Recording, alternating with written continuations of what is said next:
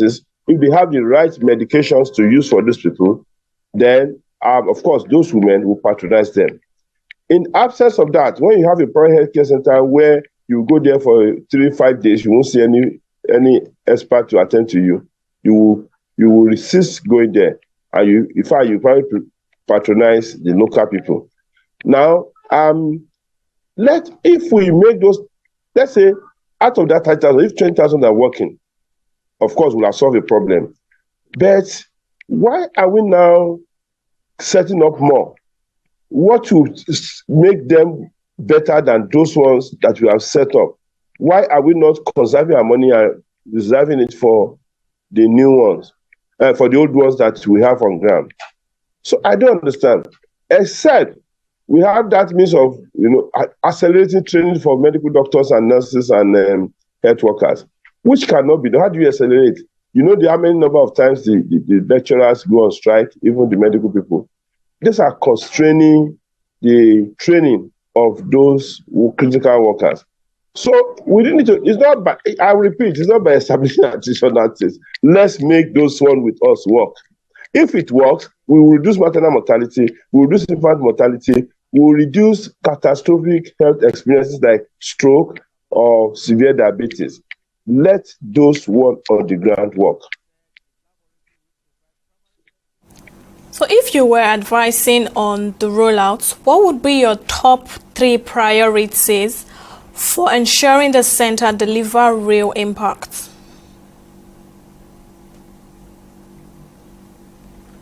Well, you must make your center be people-friendly. Your center must be able to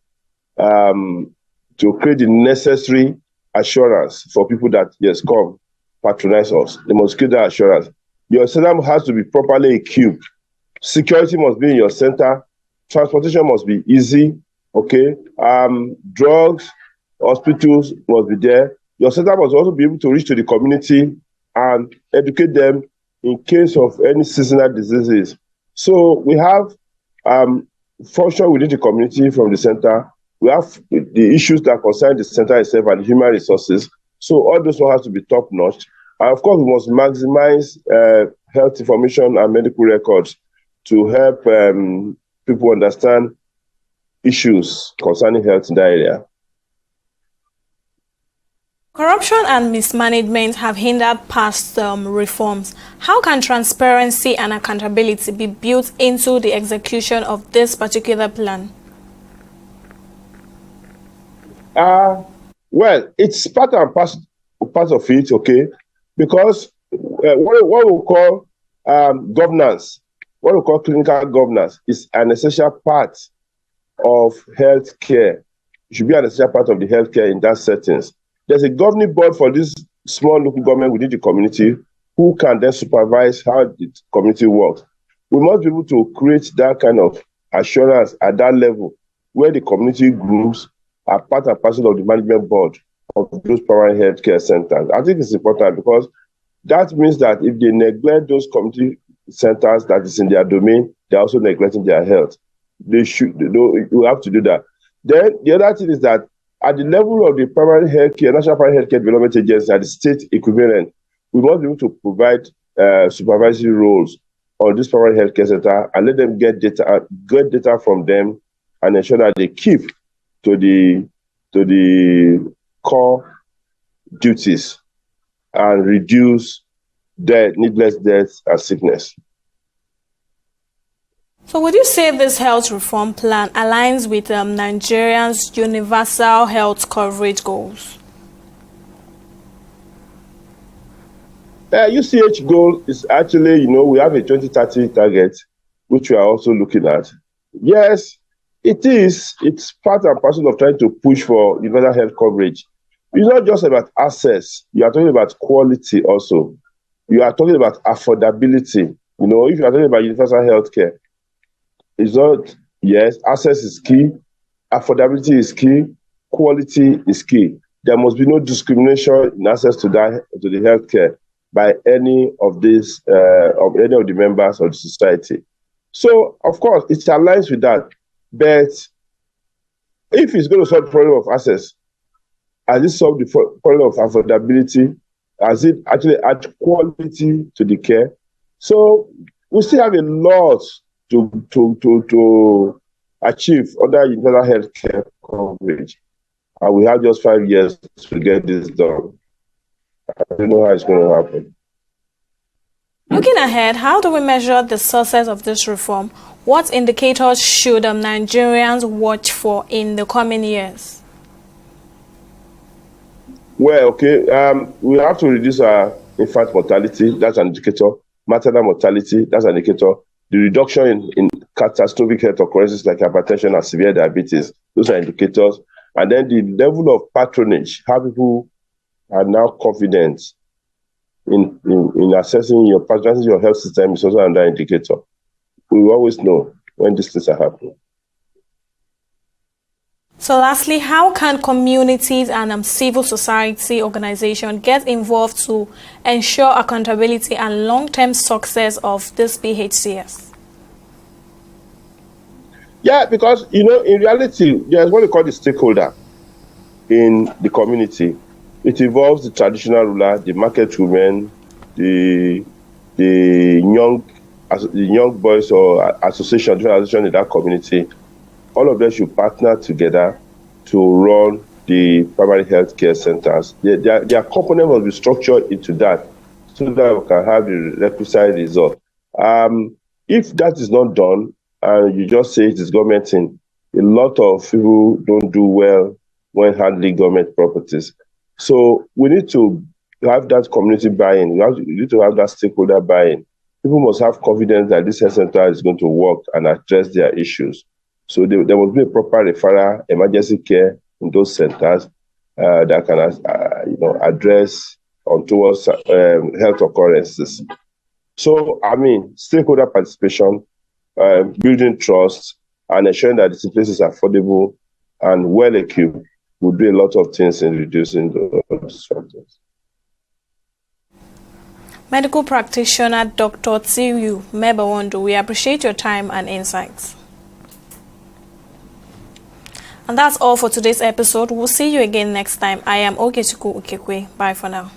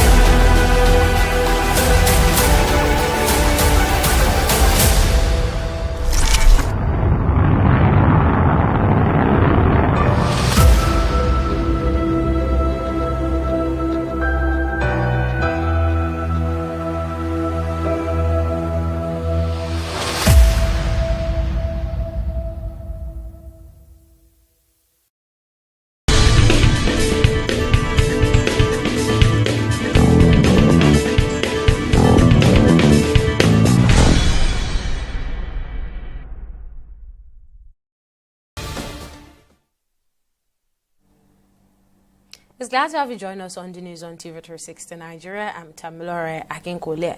We begin with the presidency, which has dismissed any motion of fresh revelations emerging from a United States court directing the Federal Bureau of Investigation, FBI, and the Drug Enforcement Administration to release files on President Bola Ahmed Tinubu's past investigation. It insisted that the record, which dates back to drug trafficking investigation in Chicago from early 1990s, have been publicly available for over 3 decades and pose no fresh concerns for the president.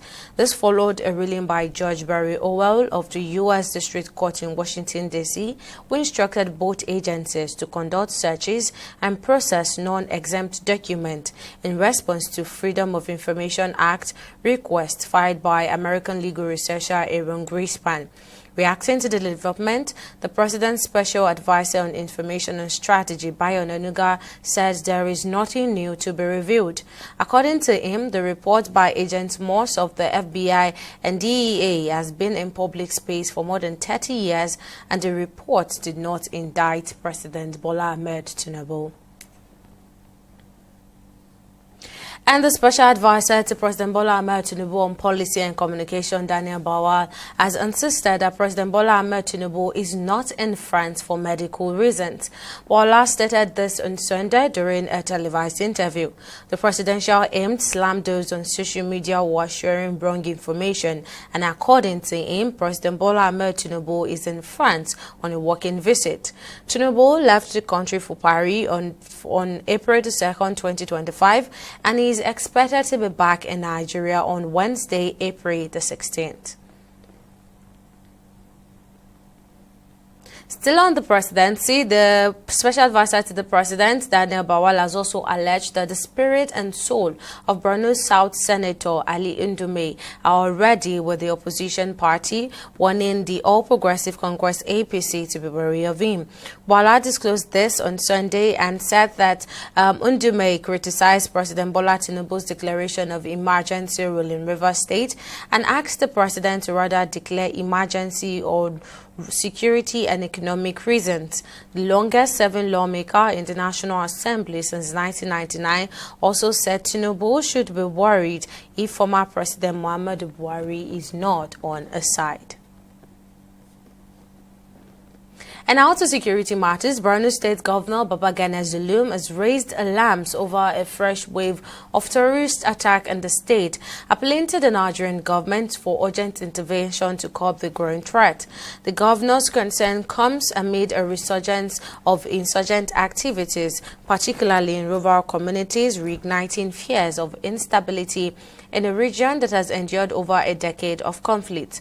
Security expert Patrick Agwambo, in an exclusive interview with TV360, backed the governor's claims, pointing to a strategic shift in military deployment as a likely cause. He noted that the movement of the military equipment from the northeast to the northwest may have emboldened terrorist groups who are believed to be aware of this adjustment. Agwambo further stressed that the military's current lack of adequate equipment in the region has weakened their operational capacity, allowing insurgents to regroup and launch fresh attacks.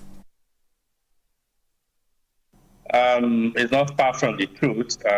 What is said is the true situation of what is happening right now in Borno State. The only area I disagree with him is that he should have done what he did yesterday when he visited the security chiefs to interact with them before coming public to raise the alarm. But he raised the alarm before coming to meet with them. So it didn't quite go down well with me. Having been someone that has studied the situation in Borno State and counter-terrorism situation in Nigeria. So that is the only thing. But what he said is the truth. There have been attacks in that houses, and I must tell you that everywhere in Nigeria we bothered. It's not because the security forces are not trying their best, but there's an existing challenge. The challenge is that the last time the military got strong equipment enable us to put this work during the previous immediate past government. Since this new government, just only the orders that were made by the previous government that is still being received and still being used. And whereas we have now another contending zone, which is the Northwest. And so the military had to re-strategize, but by moving some of the equipment that were in the Northeast to the Northwest to tackle the banditry activities over there. Yes, of course, these terrorists may have also noticed that, they will see that, and that would have given them the boldness to now start these recent attacks we started experiencing recently. Really, even though the military heads may not be able to say all this, but I'll tell you that there is need for the government to re-equip the military and expand the essence, the capacity of them to be able to cover the whole country in terms of with the equipment. And to party matters, governors elected on the platform of the People's Democratic Party, PDP, have converged in Ibadan, the Oyo State's capital, for a two-day strategic meeting to address pressing issues affecting the party, including the declaration of the state of emergency in Rivers State and the controversial suspension of Governor Siminalayi Fubara. The meeting, which began on Sunday, was confirmed by the PDP National Publicity Secretary, Debo Ologuagba, and is expected to conclude on Monday. The governors are also set to deliberate on their legal challenge against the Nigerian government to the Supreme Court, as well as other matters, such as crisis within the South-South zone, the leadership wrangling in the National Working Committee, NWC, and the upcoming National Executive Committee meeting. And the Attorney General of the Federation and Minister of Justice, Lateef Fagbemi, has begun drafting President Bola Ahmed Tinubu's official response to the lawsuit filed by 11 governors elected on the platform of the People's Democratic Party, PDP. The suit, currently before the Supreme Court, challenges the President's constitutional powers to declare a state of emergency in Rivers State and suspend his democratically elected officials, including Governor Siminalayi Fubara and his deputy, Ngozi Odu.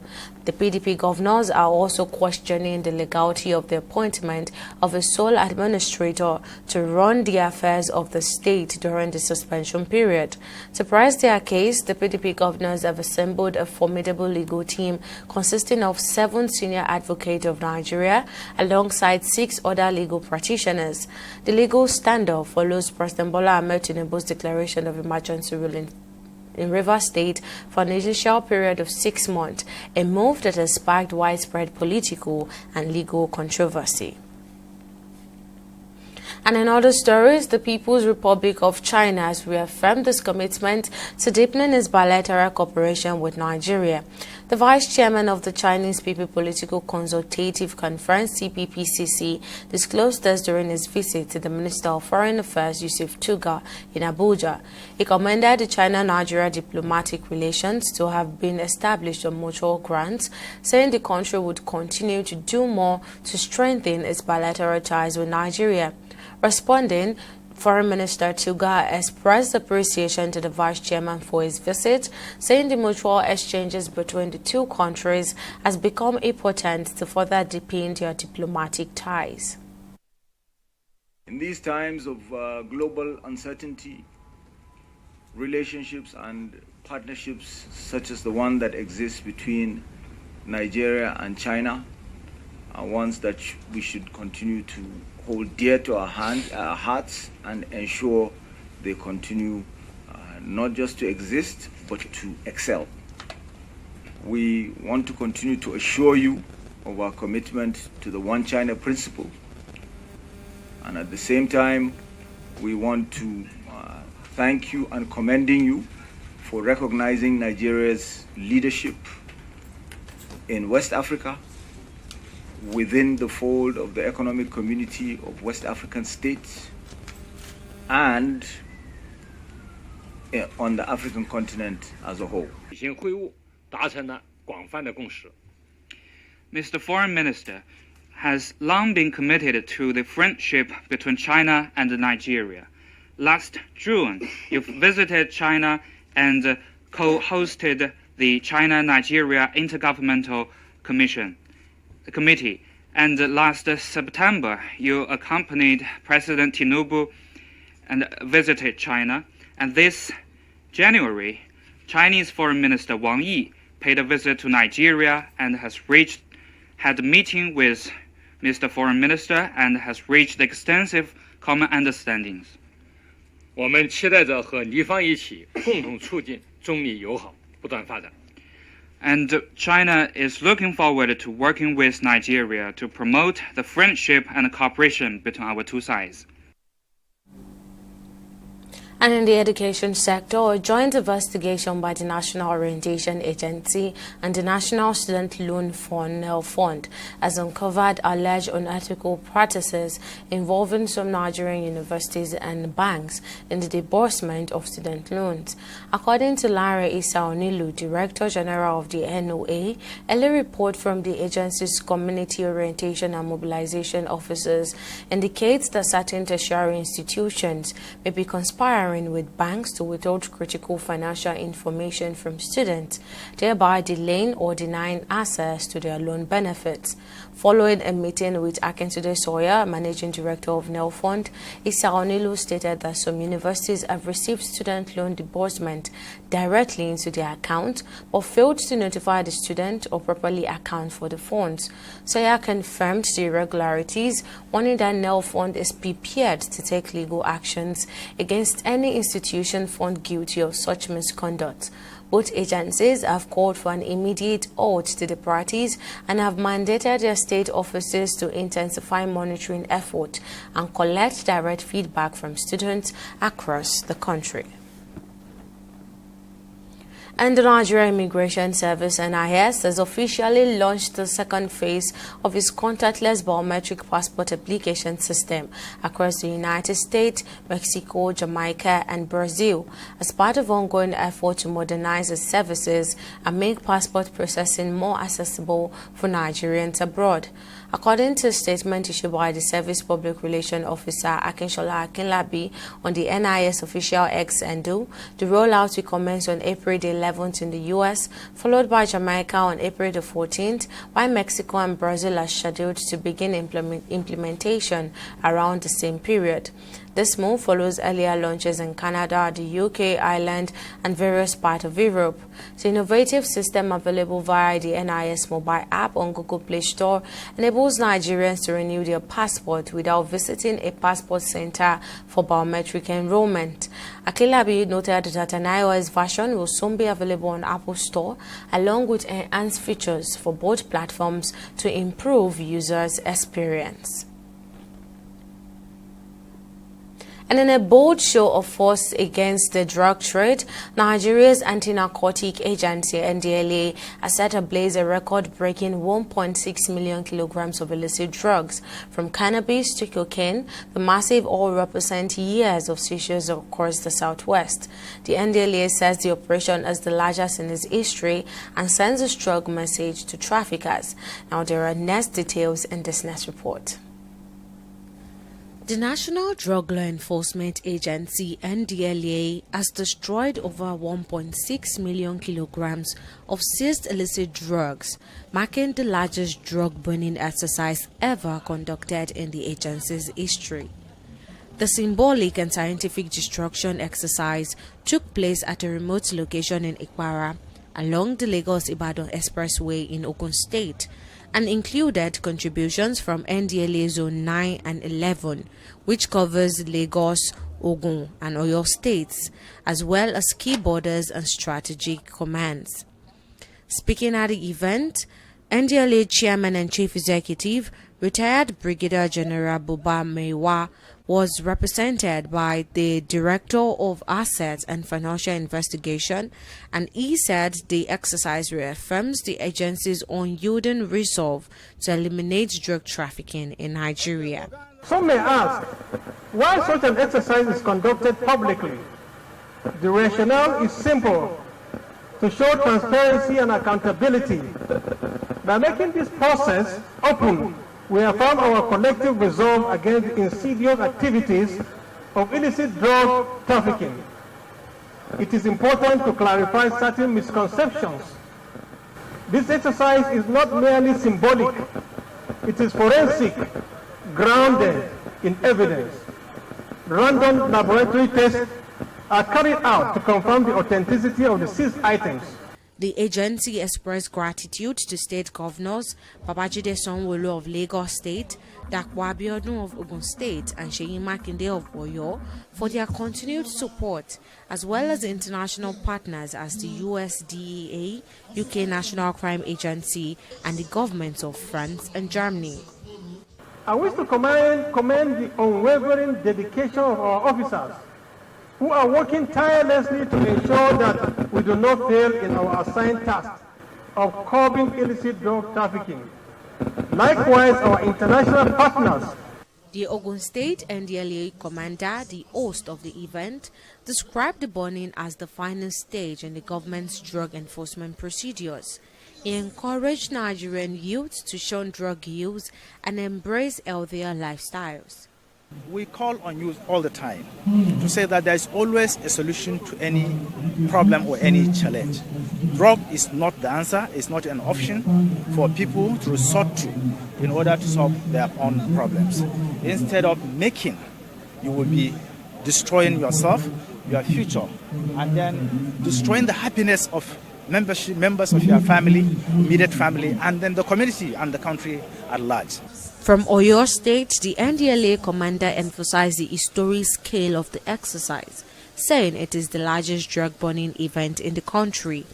He further noted that cannabis remains the most prevalent drug in all 6 southwestern states, underscoring the ongoing challenge in tackling the production and abuse of marijuana.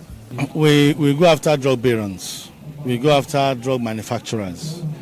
The ones that are easier to pick are the couriers on the streets. And when we pick the couriers on the streets, we use them and build it for intelligence to pick the barons. We pick a lot of barons. The users are not criminals. So we take care of them. They are sick people that we take care of. But the dealers, the manufacturers, the couriers, we go after them, and wherever we arrest them, we prosecute them. Many of them are in court, many of them are in prison. The event marks a major milestone in Nigeria's war against drug trafficking and a resounding warning to those still involved in the illicit trade. Tamilore Akinkolie, TV360, Lagos.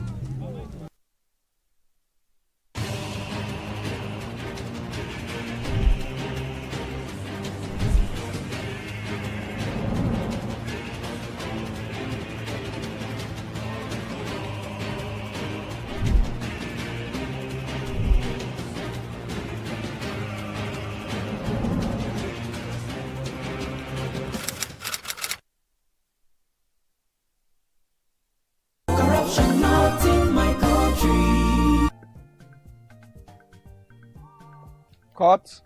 All right. What's your name again? Kemi? Yes, sir. Good. Are you ready for us for next week? Yes, sir. Next. No, sir. No. What? Look, what we need here is one who can speak fluent English. Give her a chance. I need a angel to hold me. Hold me, my beautiful angel. Cut! It is Angel, not Angel. Please, I'm done with you. Excuse us. Kemi was far better. It's not about our rendition. It's not about our performance here. By the time she and her friends join us in our hotel rooms, you will know how far. Can I have her phone? She has a robust profile. Real robust profile. I do not undercut professional ethics. It is an act of corruption. Not in my country. Corruption not in my country. Stop corruption. Welcome back. Now, in case you missed any of the news bulletin or for more updates, you can catch us on Lemons World TV and AVO TV, or log on to our website on www.tv360nigeria.com.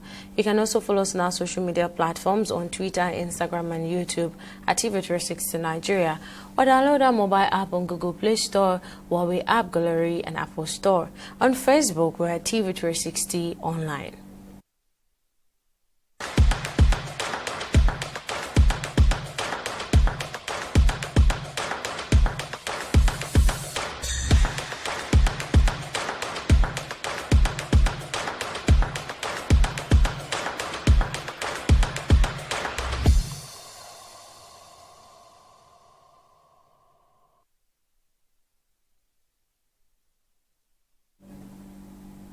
The 2025 Lagos Tourism Trade Fair has once again affirmed the status as Nigeria's largest and most vibrant trade and commerce gathering, offering a dynamic blend of business, culture, and innovation.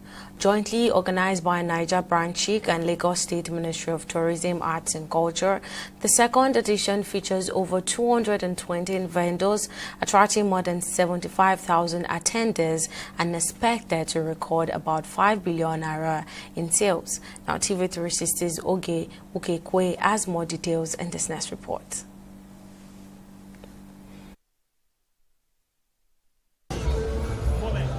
In alignment with this year's theme of leveraging entertainment to drive trade, the 2025 Lagos Tourism MBC Trade Fair is a significant event aimed at promoting tourism, art and culture in Lagos. Vendors from across the country and beyond showcase a wide variety of products and services ranging from fashion, beauty, food to tech, tourism and lifestyle innovations.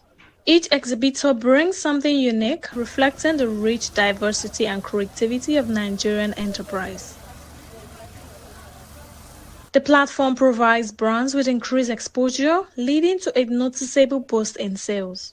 Lagos Tourism Nigeria Branch Trade Fair is one of the fairs that I know. It will give you the visibility.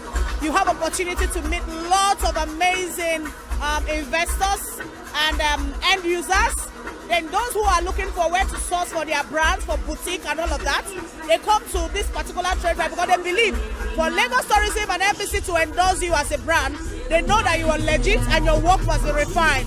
So in this place and this trade fair, that's where we meet investors, bulk buyers, wholesalers and lots more. Visibility has been our watchword. We want people to know much about our product, how effective it is, because our product is a must-have in every home, because of these things we tackled, because every home desire a sparkling house, and they need to know about us. They need to know about JT Royal. They need to know that there's a product that can give them that sparkling they need in their house, in their toilet, and all that. We have products for skincare and aphrodisiac. Our products are formulated from the scratch. They are researched and safe for all skin types, skin concerns, and wellness needs. And we also make products according to how the weather affects the skin. Goods are sold here at discounted prices. Shoppers are enthusiastic about purchasing items within budgets.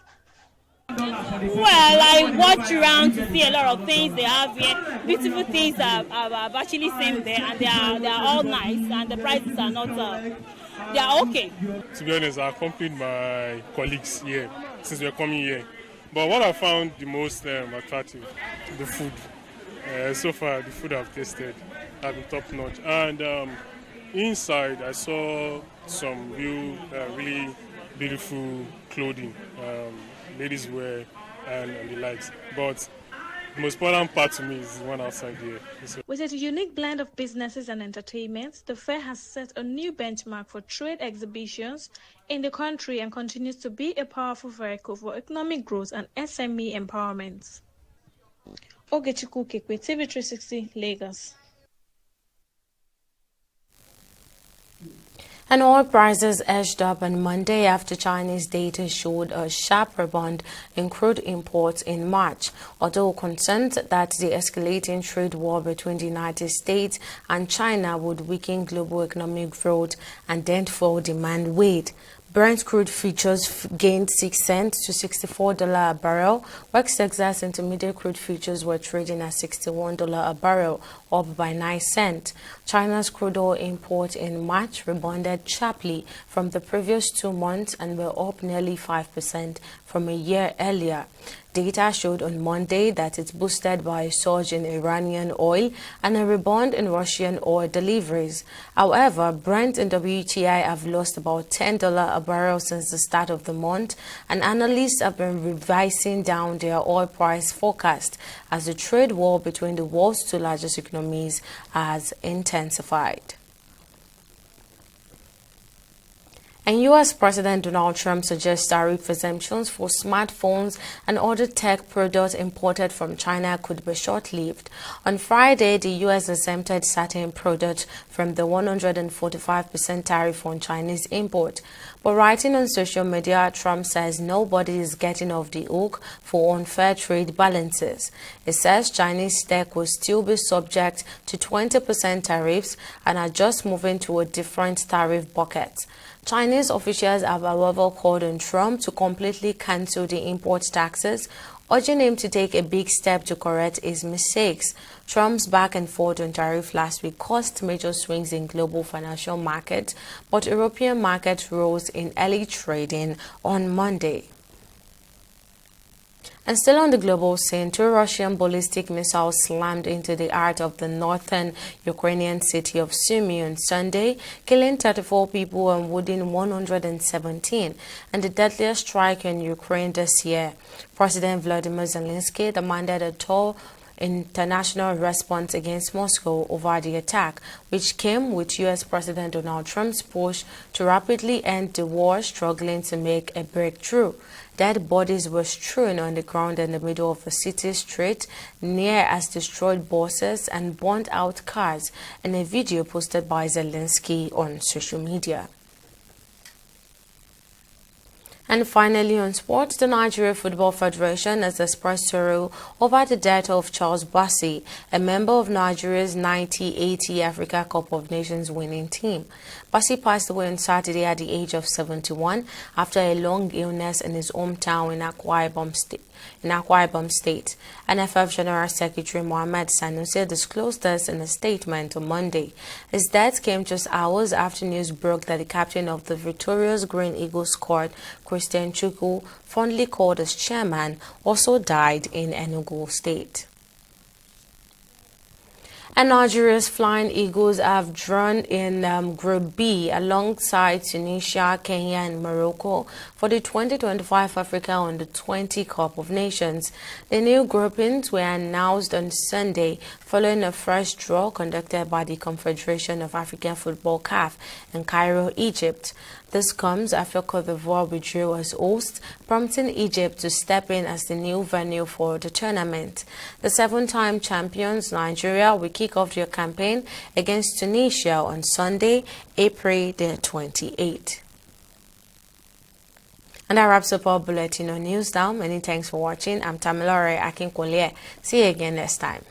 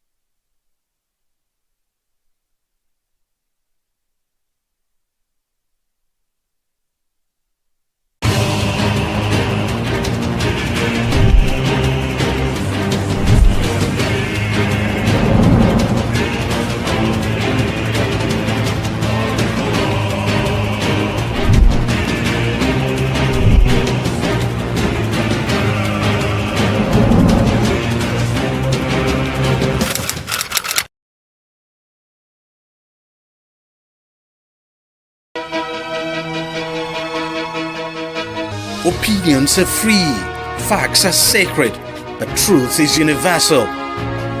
How, in practical terms, can we, for instance, de-escalate the tension? Because when you go into public office, you must be ready to answer to the people. We know where the enemy is. 3 places. The Lake Chad Basin, the border area between Nigeria and Cameroon, and then the Sambisa Forest. On TV360, we give you a complete dose of everything. Opinion, facts and undiluted truth. I hardly believe what politicians have said in this part of the world. A new Nigeria is possible, a future is possible. We delve into the issues, dissect it so that you can understand it, use it to take action. I don't think there's any need for any governor to look for grant for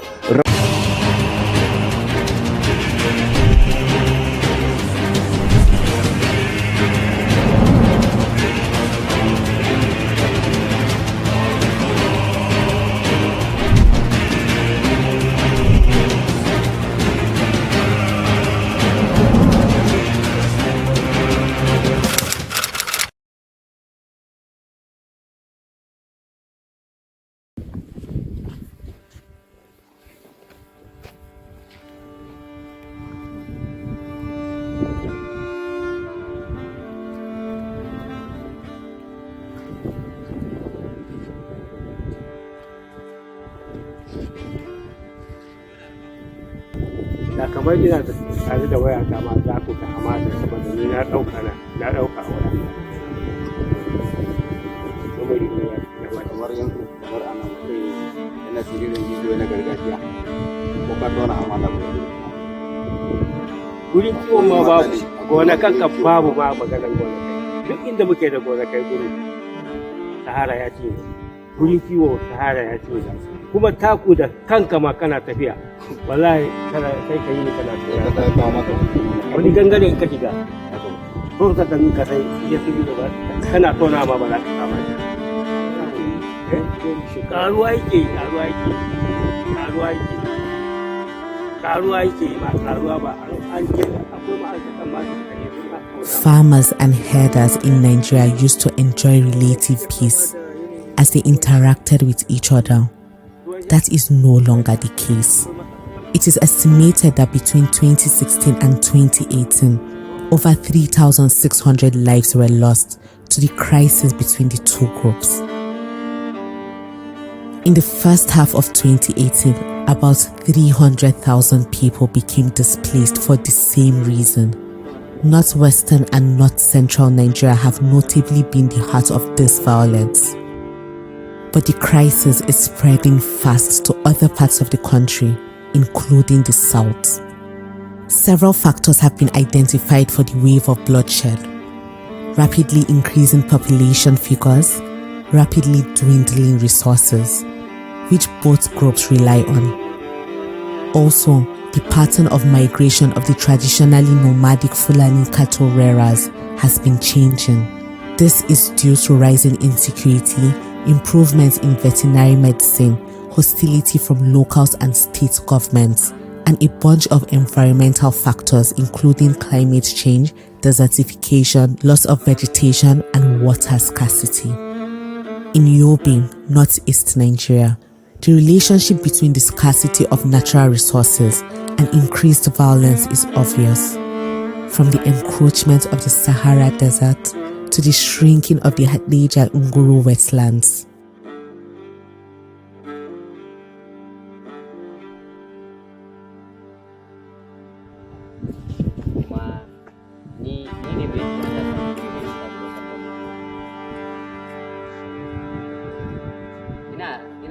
ina magana akan yanayin mutuwar dabbobinmu lokacin yunwa. Misali, idan rani ya ja lokaci kafin faduwar damuna, dab da faduwar damuna, ciyawa ta kan yanke.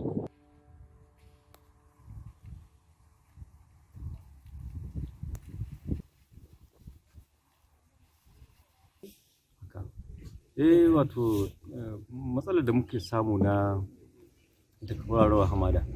Mu dai faru na gama in particular daga Fulani gabar da nan kenan da muke zo ne har zuwa Gumsi sai su faru da kuma jajin bayan da dai abubuwan da kuke gani a nan yanzu a ƙasa ta kusa kan dai hamada ta riga ta cika cikin lokacin gama ta yi nisa ta ci sosai ba san dai kuma abin da zai biyo baya ba amma bangaren gwamnati the challenge of climate change and the consequences of climate change on the environment, especially when you look closely at environmental degradation and the competition for resources, in this instance specifically for land and water, has in several instances generated conflict. There is virtually no part of the northwest, not to an extent north central, and then northeast that you go to that you don't see receding water bodies, and how this is having a huge impact on the socio-economic well-being of and livelihoods of the people in those communities. And so the likelihood of migration from the core northern states into some parts of southern Nigeria is something that is real. Zakari, a village in Yusufari, northern Yobe State, lies on the fringes of the Sahara Desert.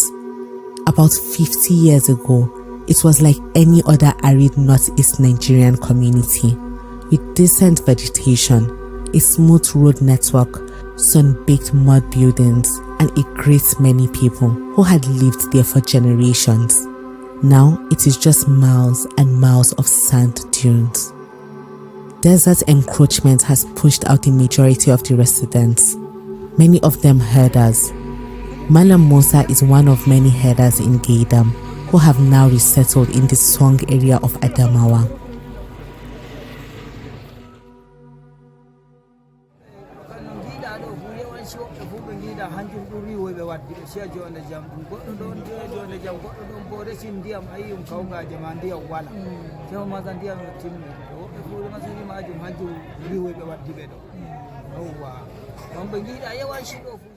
Sani wanda ya yi sanadiyan barin su yankin nan? Akwai.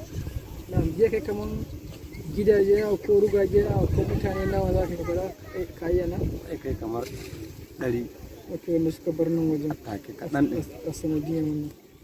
To ya kuke fama da baki?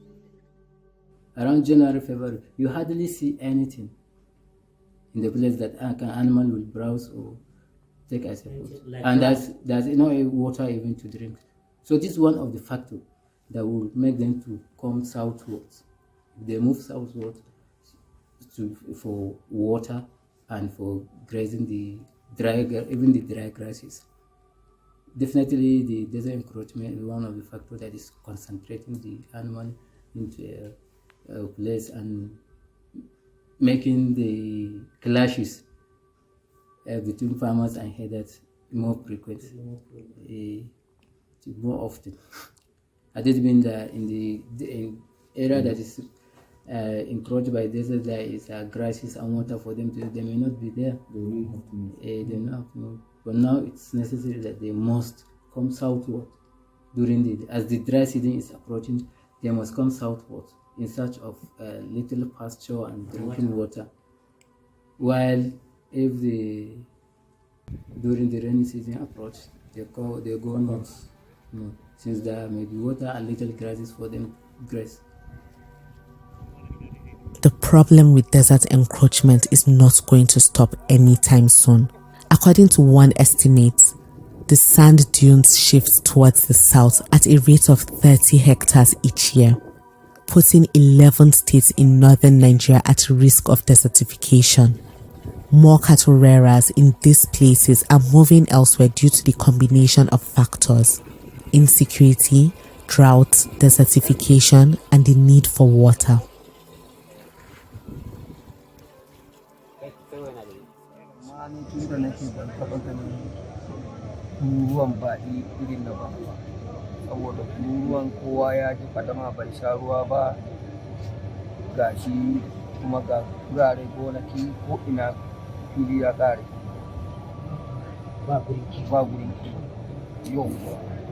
To shi ne makayayan da suka zo ga lamirin mu anan mun yi da mu da su akan mu kore su.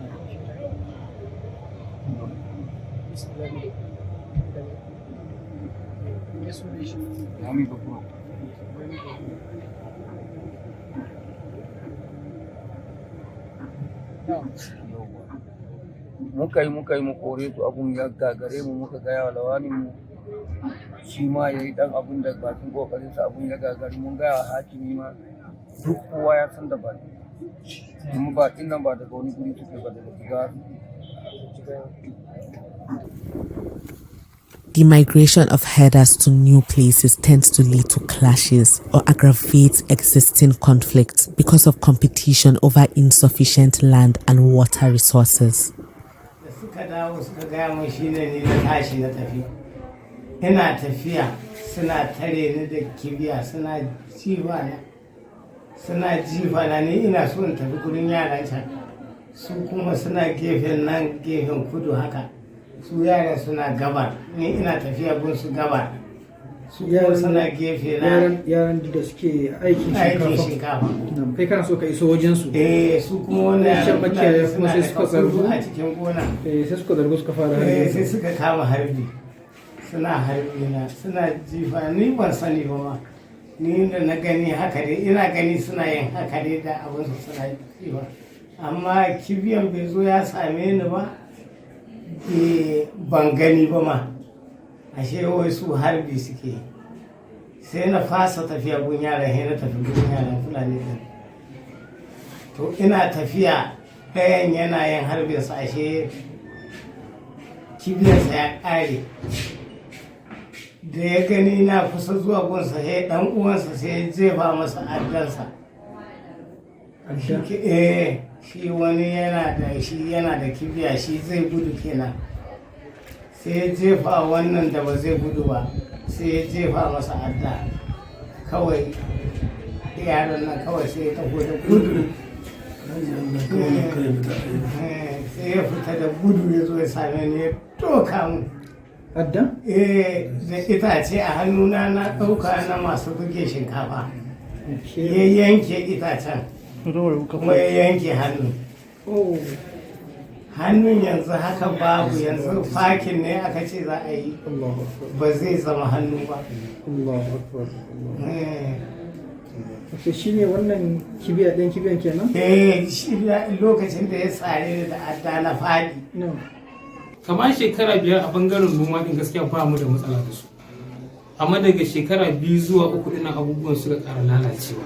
Kuma karanci ruwa shi ya kawo inda ruwan ya zo an zuba da shinkafa. Wani guri ya hau wani guri bai hau ba.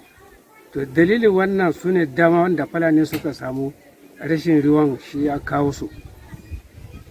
Suka shiga ka zauna kuma abin da sauran shinkawan masu ma rashin kiyawa da mai suka shiga shinkawa mutane suna ci an hana su abin muhimmi da ya fi karfi mu gaskiya mu muna maguru.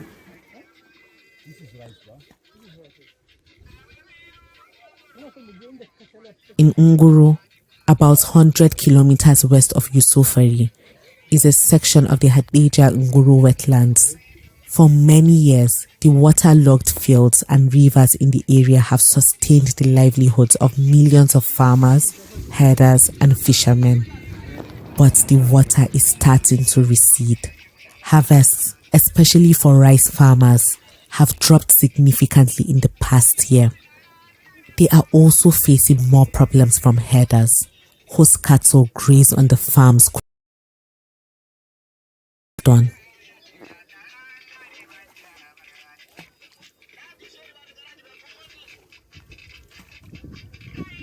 To gaskiya wannan dai inda dai dade da ruwan dai hakan duk ba za ta faru da yawa ba. Da rashin ruwan ma kuma da ta'adin da Fulani ne duk dai ba wanda za a ce ba. Kowa ya yi taka rawa ciki. Gaskiya ne.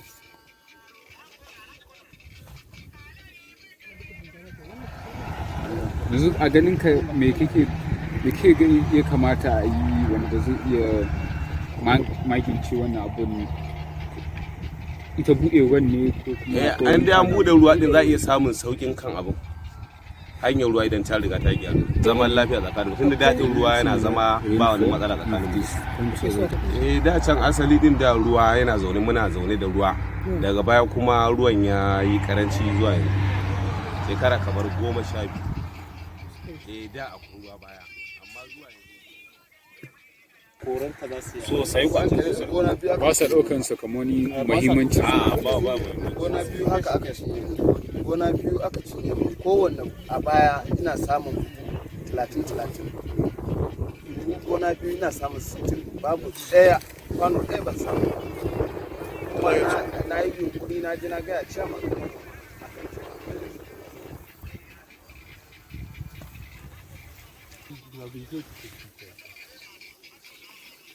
To our own understanding, the major problems is the absence of coming of the water.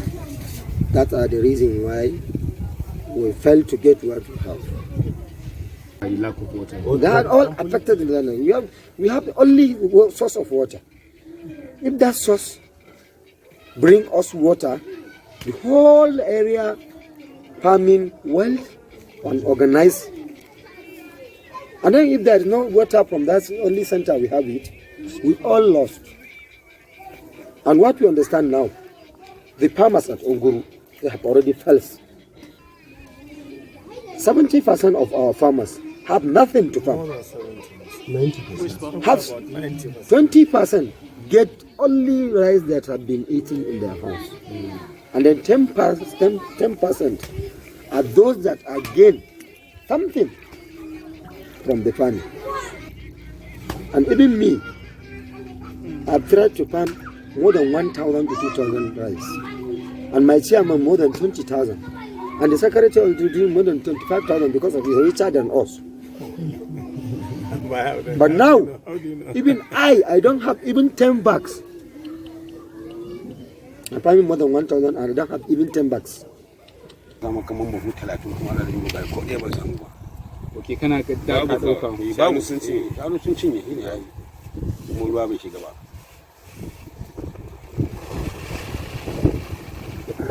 Some footprints of the cows or plants that they've eaten. Akwai da zamu iya ganin zamu iya daukan hoton da ta mutu a cikin shi. To a tsarin mu na uku kare na ba sai mu ya ga wani gaba da wannan.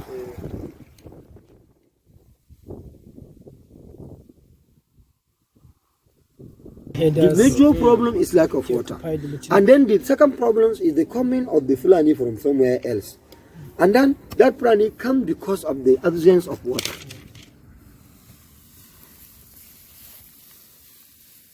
Three factors have been identified for the water problem: the proliferation of the invasive taifa grass, the construction of dams along water roads supplying the wetlands, such as the Tiga Dam in Kano, and droughts.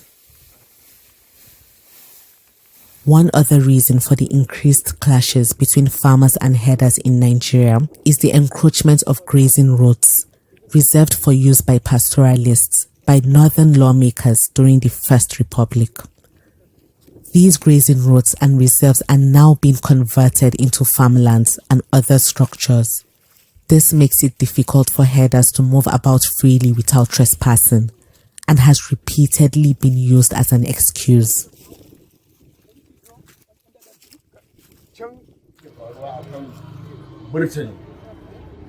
Burtali nan da abin da ya kama daga nan har zuwa Sudan akwai burtali, amma su manoma duk sun je sun hakkare sun je sun yi shuke da sauransu. Shi yasa su Fulani kai musu magana da wannan suke laɓewa.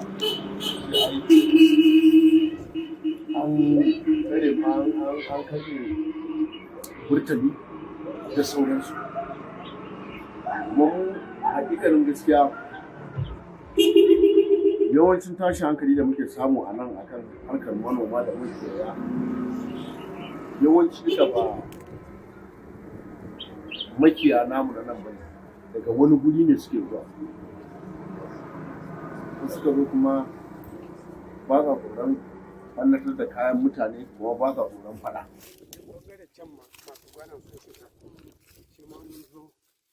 Even though the Nigerian government has kick-started attempts to revisit the grazing roads, experts say this is not the long-lasting solution that is needed.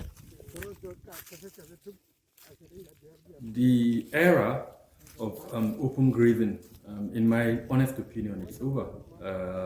Yes, as a temporary measure and to allow for a de-escalation of the current situation that we're in, there may be a need to allow some form of movement, but that movement should be generated towards encouraging ranching and encouraging some more other sophisticated type of livestock rearing.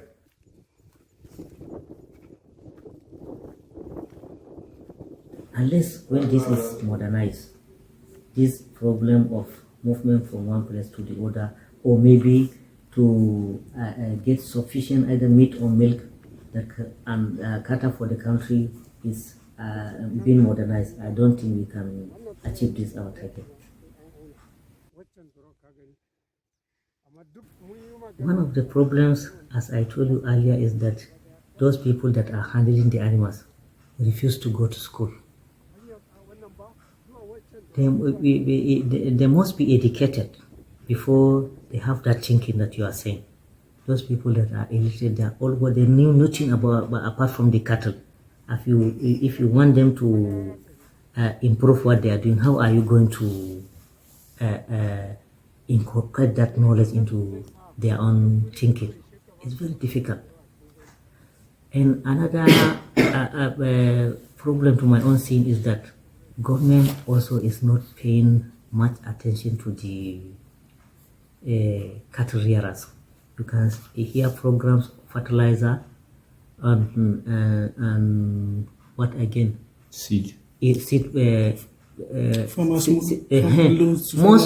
of the government programs are targeted towards crop cultivation.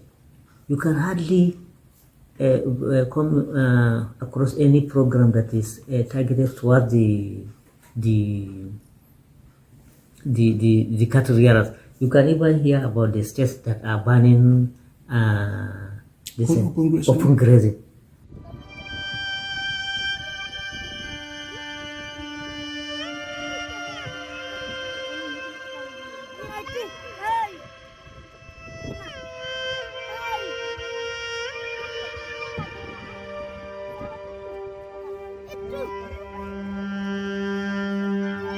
mu masu karamin karfi ne abinda muke da shi ga daren mun tattara mun je mun zubar a jeji domin wannan in ya fito a shi da mu samu abin da mu ci mu taimaka yan uwa mu marayu ne to amma babu an riga an cinye yanzu haka nan haka sidda yanzu haka nan da rigar na je samu a cikin kwari.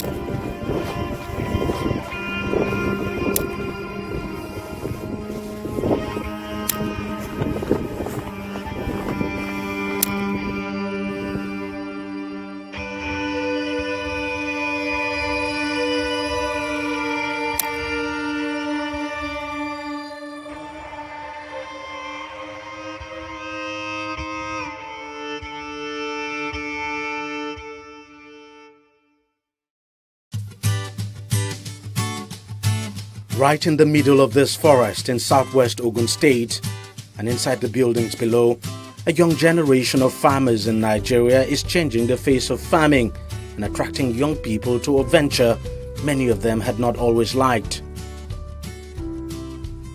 And 36-year-old Peter Okocha Jr., or PJ as he's fondly called, is leading the change. An economist by training before branching off into farming, PJ and his team are deploying a unique method of farming known as aeroponics to grow cash crops, starting out here in August of 2017. What's taking place is that you're seeing agricultural technology. It's a disruptive form of technology. It's called aeroponics, whereby the plants are grown in a soilless medium. Essentially, there's no soil, and the roots of the plants, which are underneath these boxes, are being misted with nutrients and so forth. So everything is within a controlled environment, and it's fully automated as well. Their focal crop is yam, a very popular edible starchy tuber mainly cultivated in Africa and exported across the world. So the yam subsector of the overall agricultural sector, it's a very lucrative sector. But the problem is that the requisite inputs haven't been applied. And so what we're doing in this program is saying that, okay, we know that there's a sector that currently has a value, according to the Food and Agricultural Organization based in Rome, of about $13 billion US. But with the requisite inputs, the yam subsector will grow from $13 billion to about $19 billion. And this is Nigeria alone.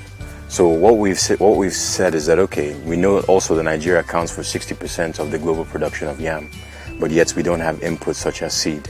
And as you know, seeds, or the lab and the seed essentially is the genesis of the agricultural sector. So what we're doing is that in conjunction with IITA, we get clean seeds, essentially from IITA, from the lab, and then we come and we transplant to the system here.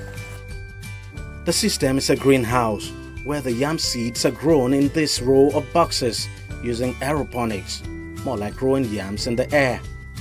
Now just take a look at these leaves. Every leaf you see here is a potential tuber of yam.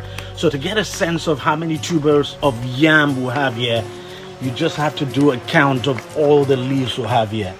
It's something very massive.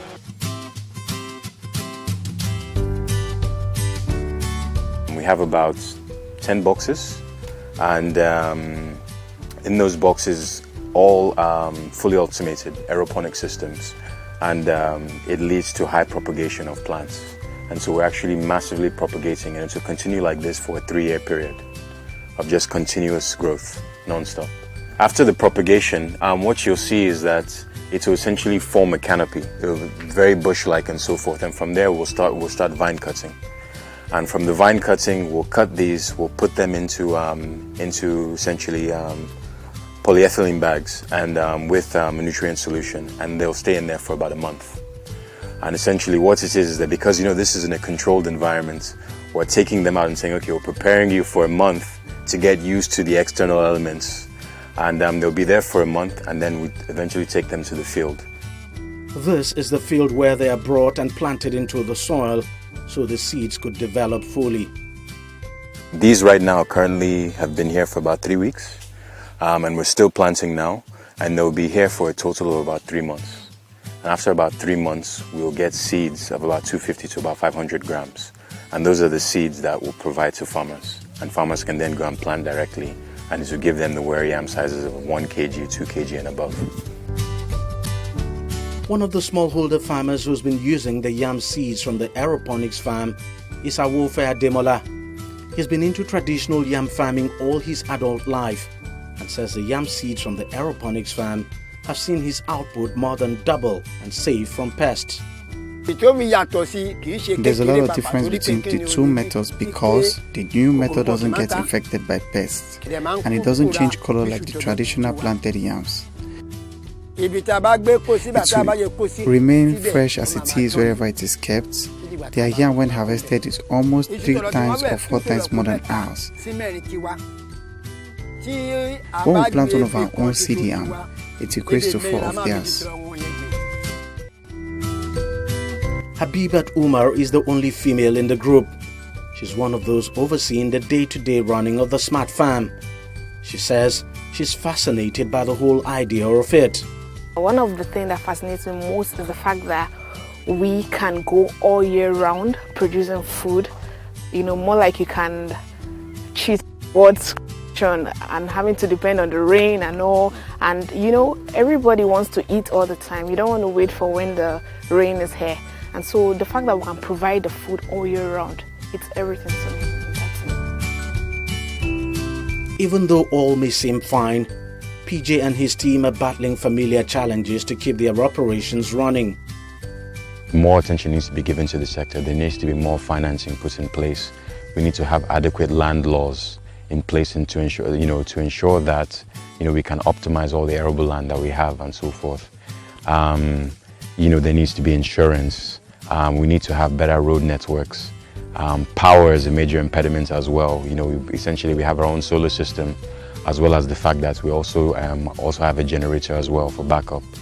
So power cost is also a major impediment as well. So all of these things, if we can put all these things in place, then the sector will boom for sure. PJ and his team are setting themselves up as role models for young people. In a country where youth unemployment is high, they are hoping to inspire many within their age bracket to take to their kind of farming technique. We need women to even join this chain because this is not all about. We've gone past the stage of waiting for men doing it. So why wouldn't I want to be part of it? Like, let people say, oh, she's a woman, she's doing it. Do you understand? So women have to join this chain. My message for the youth is saying that, listen, with the use of technology and disruptive methods such as this, essentially you can run your farm on your laptop, on your computer and so forth and everything. It's all automated. So essentially this makes agriculture cool. It makes agriculture sexy. You have the technological components to it and so forth and everything. So it's not just the conventional, back-breaking work in the field and so forth and everything like that. There are also these components as well that will make it appealing to the youth. So I say, listen, join me. We have a nation to feed and we have a nation to grow as well.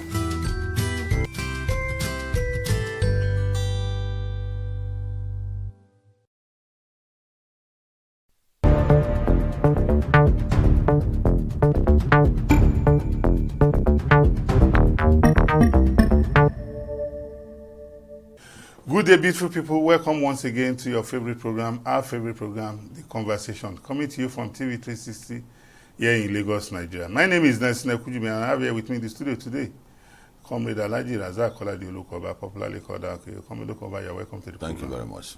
Yes, thank you for joining us on the program today. It's a pleasure being with you. Well, yeah, beautiful people, our viewers, it's a great day again today in Lagos, Nigeria. And the conversation, like we all know, is a topical issues program that introspects or, discusses about happenings in Nigeria and in the diaspora. Top of the bill today, we want to look at the political alignment and realignment that we have started seeing pre-2027. Just some weeks back, the former governor of Kaduna State, as well as a member of the APC, Malam Nasir El-Rufai, they resigned his membership of the APC and jumped ship to the PDP, to the SDP. And since then, he has called on his fellow people in his shoes who might want to, to come on board the SDP with him. And we also saw former Vice President Atiku Abubakar also address a press conference. And out there, what is on the public space now is that they are talking of a mega party. Some are calling it major, And for me, the cloud looks easy in view of the fact that this is the garden of strange bedfellows, if you ask me. And looking at this coalition, I can tell you for free, as a keen or a political observer or watcher in Nigeria, that the only reason why Alhaji Atiku Abubakar is calling for this merger is to be able to actualize his ambition. Political ambition. And so, anybody coming into a merger that has Alhaji Atiku Abubakar, don't forget, Alhaji Atiku Abubakar, as we speak, is still a bona fide member of the PDP. So, if Alhaji Atiku Abubakar is calling for a merger, a coalition of forces, and all they are saying, that is one thing that baffles me, is that all they are saying is that they want to wrestle power from the APC. And we are asking, is it about wrestling power from the APC, or you want to come into office and do better than the APC? So it tells you clearly their mindset. And I still recollect pre-2023 election, when Alhaji Atiku Abubakar in one of his public engagements said, if he gets into power, the first people he will take care of are his friends. Meaning that Alhaji Atiku Abubakar political ambition is to feather the nest or oil the interests of his friends first and foremost. Then maybe the interests of Nigerians may come in second or last. Later. Or I don't know. Well, you see, the alignment and realignment that is taking place not only limited to people living in APC. There are also people that are also joining APC. APC, yeah, the other way, yeah, yes. The PDP gubernatorial aspirant has joined the APC. Returned to APC. And in other states also, there are other people who are either leaving or joining one party or the other. Or the other, yes. And there's a rumor that Raul may also become a member of another political party. We don't know. But he has resigned his membership of the APC. He's no longer there. So that is for sure. We have to warn the incumbents to be careful. APC is not my party. But the way you run your political party will determine the quality of your democracy. The quality of your democracy will determine the quality of your governance. Absolutely. I agree. So that's why you must pay attention to political parties. I agree. That we have to run it properly. Because we run a party-based democracy. The democracy. So a healthy party democracy will bring about a healthy democracy for us. So it's an umbilical cord. Yes, I agree. So the topic you are bringing up today has a lot of things to do with our life. Absolutely. It's not, you are not that for point for bringing this for discussion. Why I said AP should be very careful is because the rickety nature of alliance APC had when Jonathan was there looked like this too, and they did wonder. But no, I don't think so. Wait, let me lie. But Tinubu is not a careless person. Okay. He's not a careless politician. That is why I know that APC might not have many issues. The way presidents run the affair of a country at times determine a lot of things about his victory in election. Jonathan was fidgety at a point as a president. The person who made the INEC chairman, the IG of police, all these contribute to your victory in election. I didn't handle it very well. That was why he lost. So coming to Buhari, Buhari is a thorough politician. No, let me lie. Buhari is a thorough politician. And that's why APC that we felt we become weak in the second term of Buhari it became stronger. When Buhari was leaving, we thought that was going to shatter APC into pieces. He did it too. So, but that does not say that we don't have to call a note of warning to them that we have to be very careful. Not take chances. Not take chances. The way they run the sentiment of Nigerians and manipulate it is a concern. But politics of those days, people look beyond sentiment these days. People look at performance. And as we talk, but even if looking at performance, you must also take the sentiments into. Yes, you don't jettison it to. Yes, it's very critical. Very important. As we talk, the student loan is not a facade. Yes, it's real. The base of a beneficiary is expanding by the year, yes. Price of life is fluctuating now. Yeah. Security situation is also getting better. Better, yes. And the government is looking in the direction of state police. The power sector, a lot of states are reluctant, but many states are picking up that courageous move to begin to generate power. Because it has power has been. So the picture is getting clearer. Better. Yes, clearer. Yes. So if you want to wrap up sentiment, intelligent and patriotic Nigerians will say that no. It's not as if we didn't see anything though. It might not be as fast as we thought. But things are getting better. Yes. That is going to be a plus for Tinubu in the coming election. Yes. And between now and the next 1 or 2 years, there are things we will see I've been able to do so that he'll be able to showcase in his campaign that look at my track record. And I said it's not a careless person. I know very, very, very, very well that he has his own political strategy. It's in place and is implementing it. But PDP is in disarray. They are no longer a strong opposition. Are they even an opposition now? That PDP is divided though. They are factionalized. That rickety state they are is not a good condition for them to go to any election for now. They are in trouble.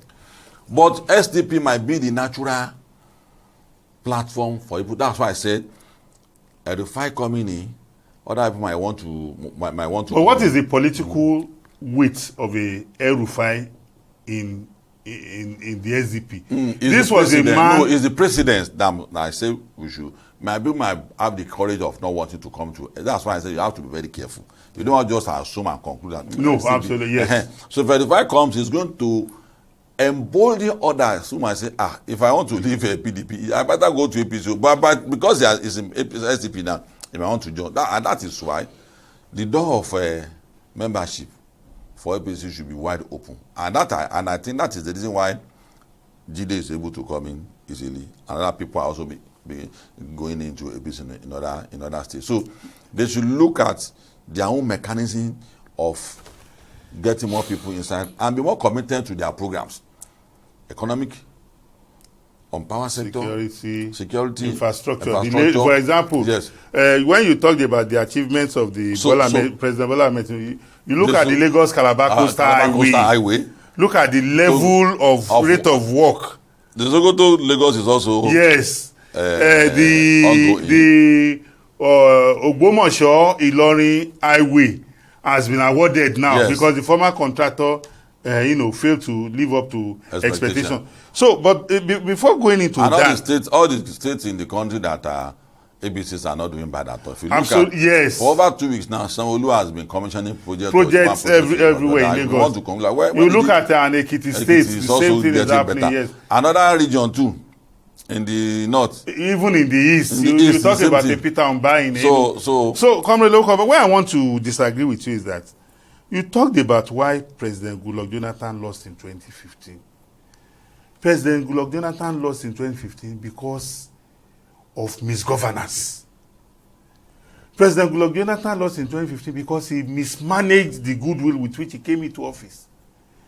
This was a precedent under whose watch Boko Haram were controlling about almost 20 local governments. And that's why I say it's fidgety. No, it's not about fidgety. The decision he needs to take to curb insecurity, yes. He didn't take that decision. You talked about the... Even on policies at times. You talked about the... Look at, okay, if he's not fidgety, what is subsidy doing at his own time?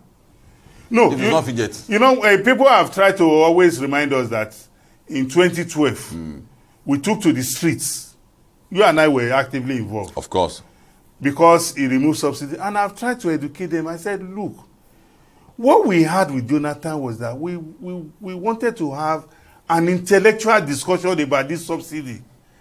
And while Jonathan was pretending to listen to us, he went and did something else. And because we told him in 2010, when Goodluck Jonathan took over from late Yaradua, if I remember vividly, because I wrote an article on it, the amount of money being used to service the fuel subsidy regime was less than 300 billion naira in a year.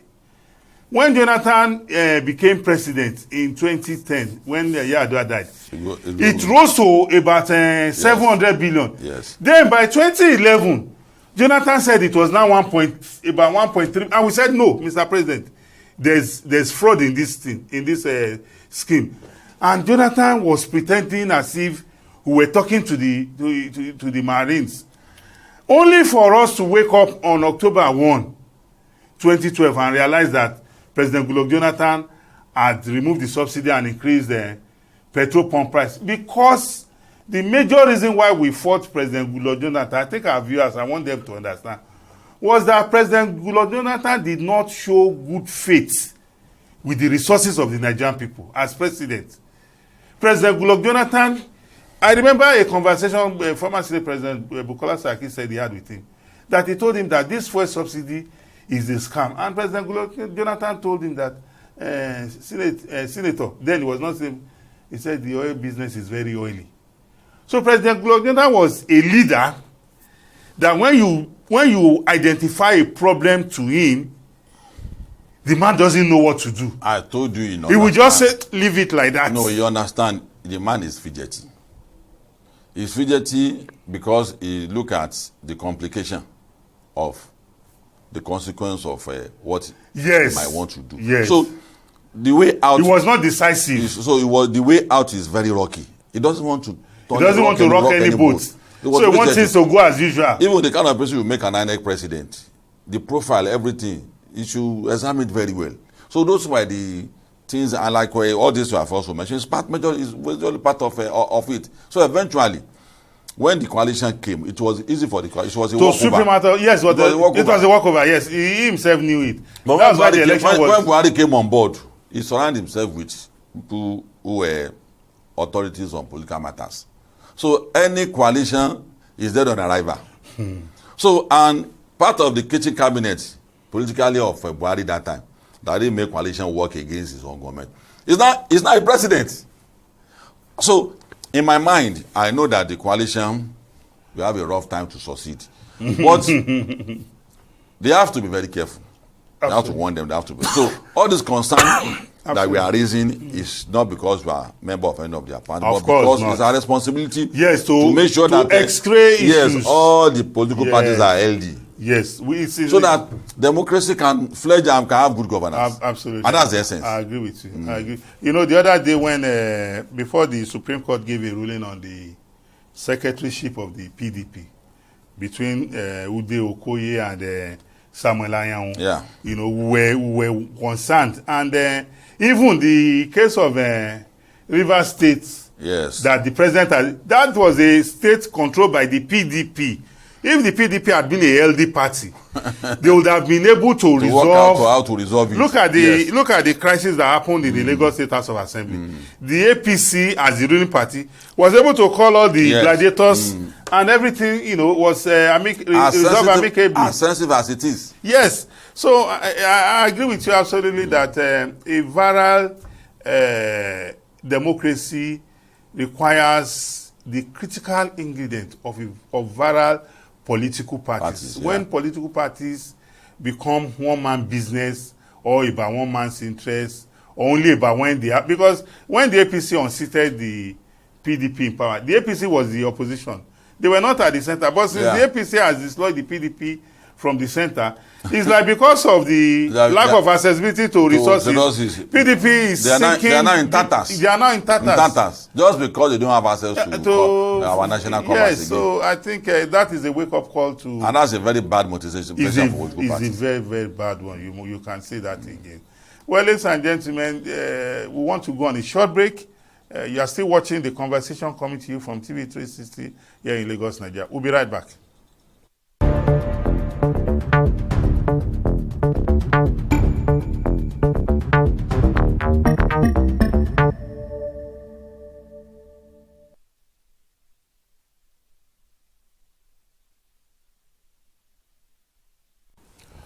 Welcome back.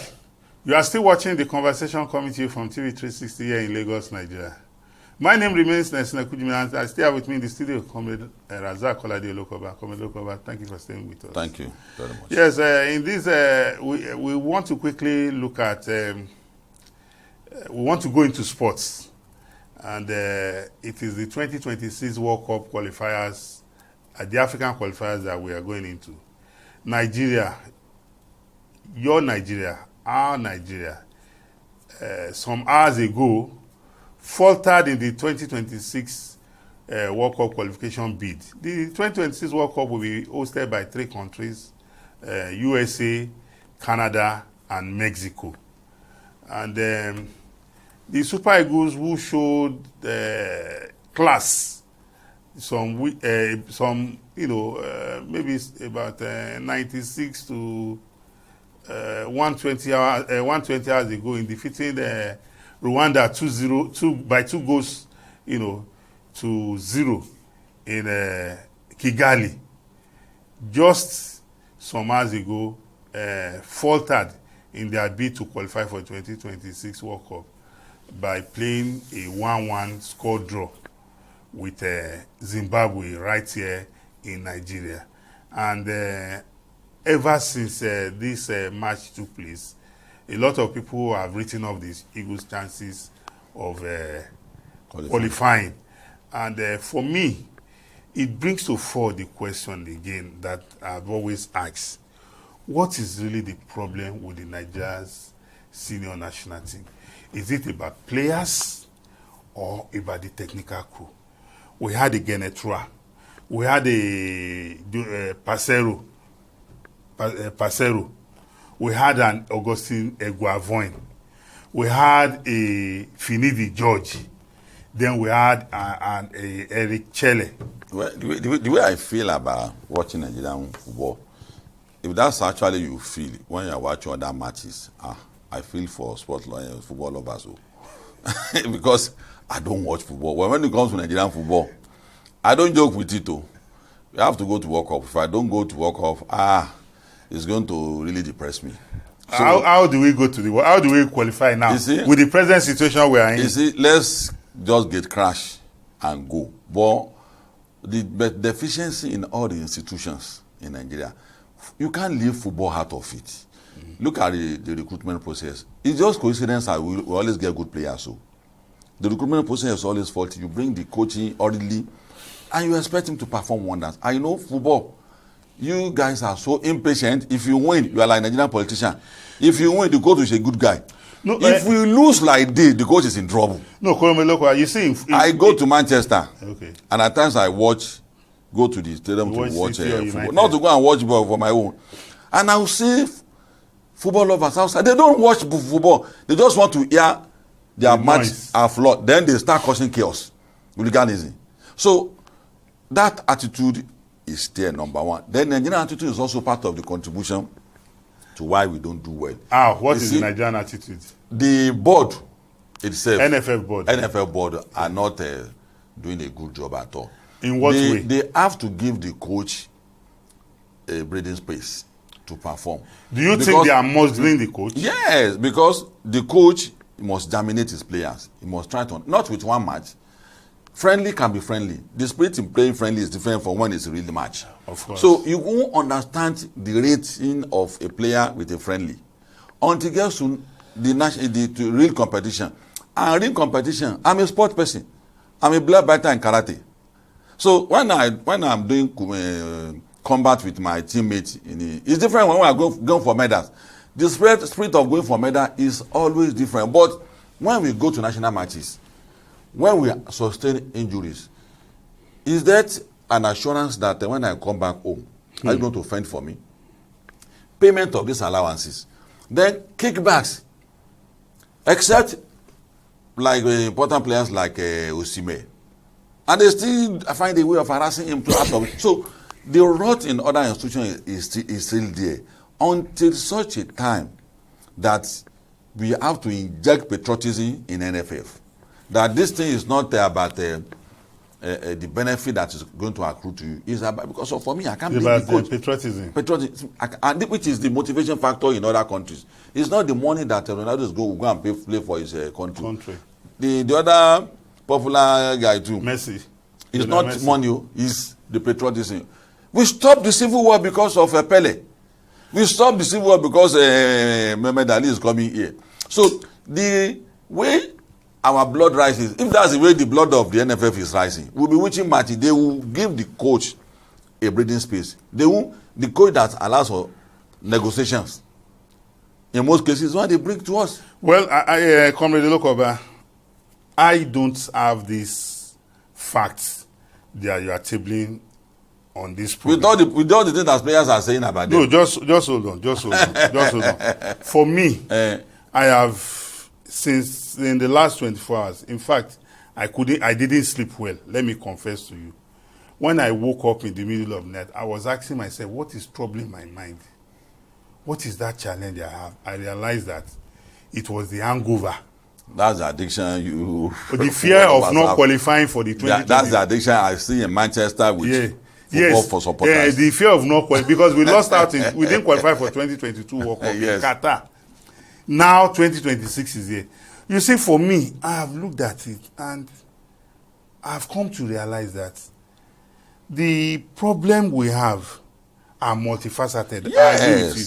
But most importantly, I think the NFF, majorly, needs to change the approach of bringing in all our foreign-based players.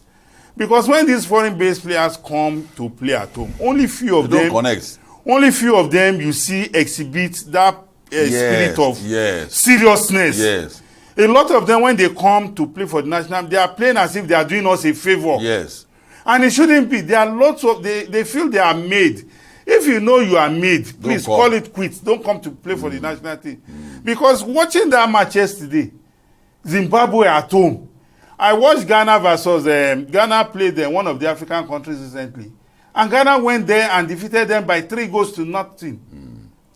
So looking at the Nigerian team, the type of spirit they have invoked in us with the victory in Kigali, one had expected a whitewash of the Zimbabwe senior national team. Only for us, I know of some players in that national team. I've said it repeatedly to people around me, that if I'm in charge of the national, these guys will never come. Because these are guys who are more interested in their own selfish interests like when they are playing. NFF needs to set the standard. So and it's not an immediate over reliance on foreign-based players. We should stop it. We have to set a standard, but it's the fans that calls for foreign base at times.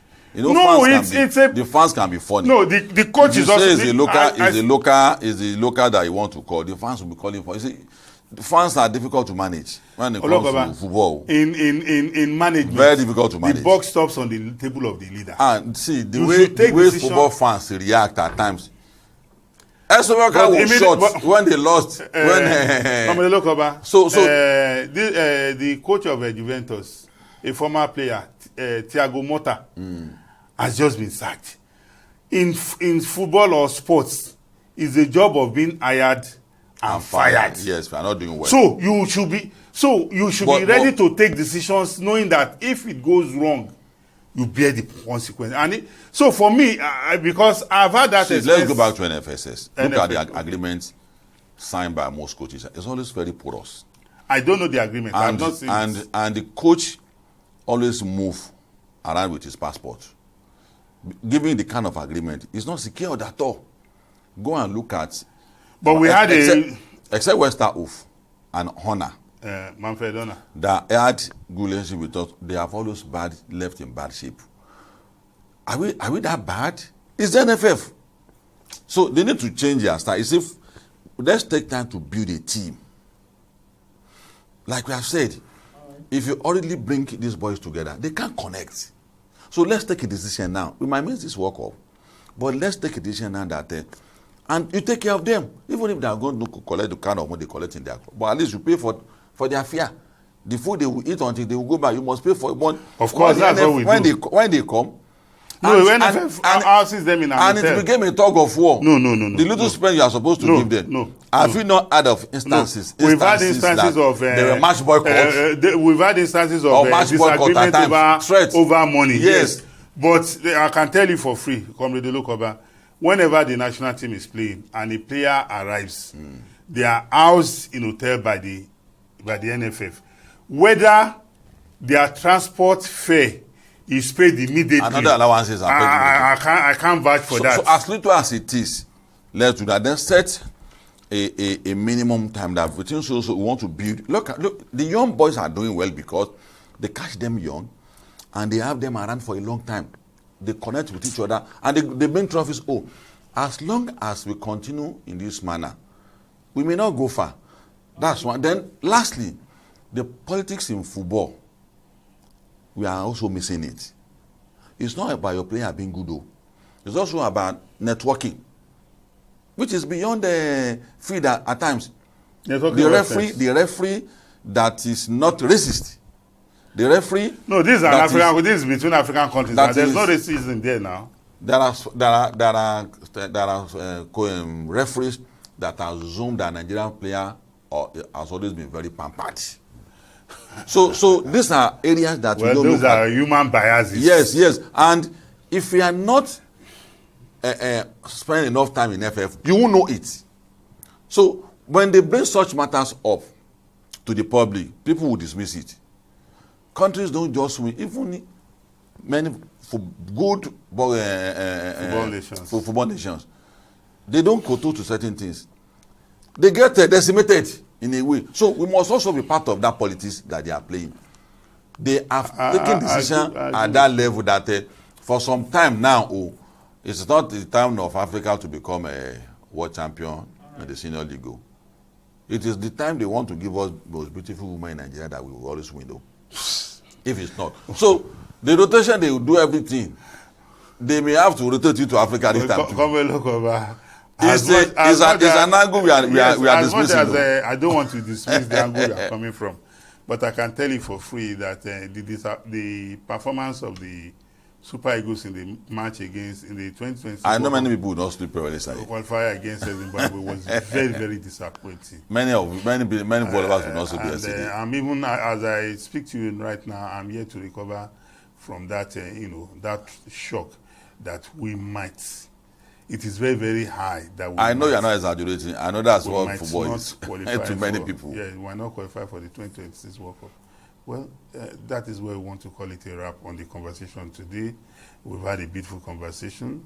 Myself, Nesina Kujimi, and Comrade Razak Olokova. Thank you for coming onto the program. I do appreciate for calling. Thank you very much. Till we come away again next time, please continue to watch the conversation from TV360 here in Lagos, Nigeria. Have a great day and bye-bye.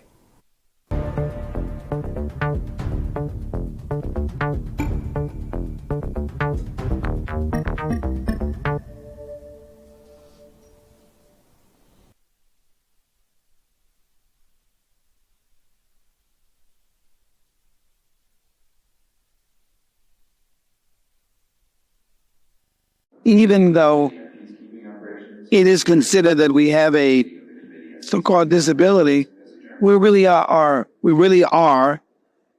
able persons with different abilities.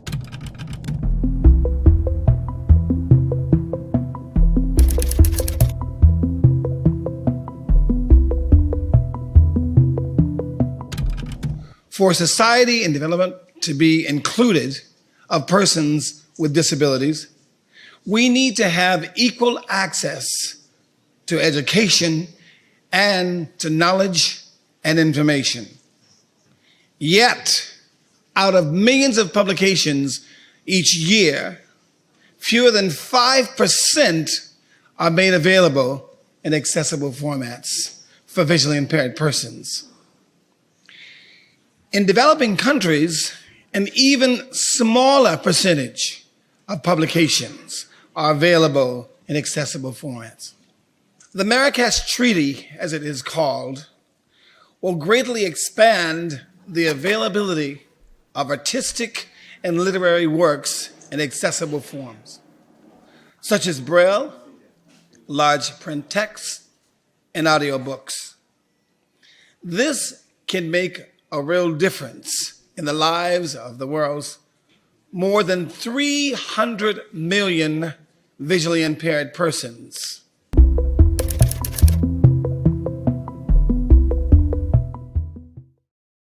At the end of the day, we must come together and make however and where we are in the world be a place of unification, because me being blind visually doesn't mean that I have to be blind spiritually. And someone being sighted doesn't mean that they should be blind of those things in the world that we need to fix. We have to have inclusion. Let us not become handicapped again, blind to the issues and the problems of those in need.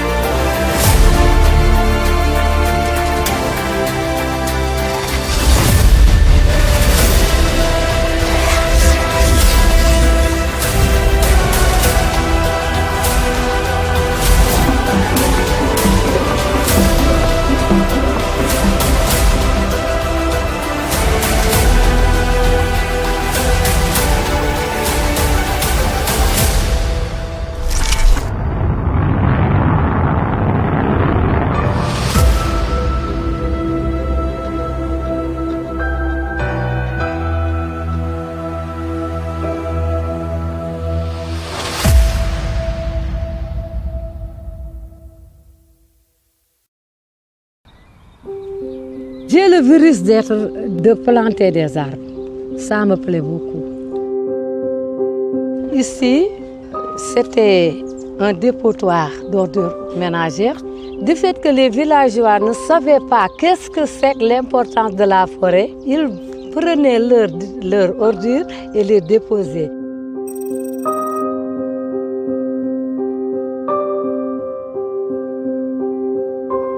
En ce moment, je leur ai sensibilisé de leur dire que l'arbre doit vivre comme nous, donc il ne faut pas salir l'arbre. C'est ce que nous a donné l'impact positif pour avoir ici un périmètre pour cultiver. Le 2 mai 2005, on a allé voir les eaux et forêts qui nous ont attribué 500 mètres carrés. On a initié, intégré les femmes dans un AGR. Et avec ça, on a choisi le maraîchage. On était à 3 hectares, mais on ne cultive pas sous la haute tension. Et on nous a déguerpi et on est à 2 hectares.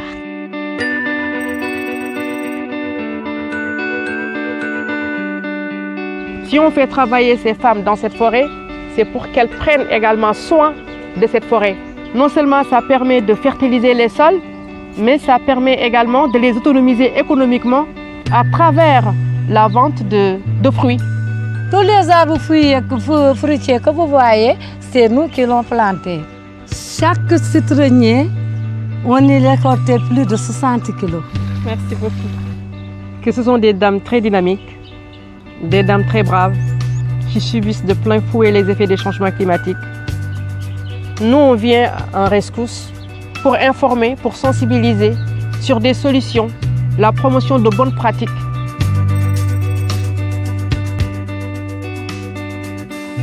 Pour les cas pires, c'est également l'apparition de nouveaux parasites. Et ça, on le vit ici au quotidien et un peu partout au Sénégal.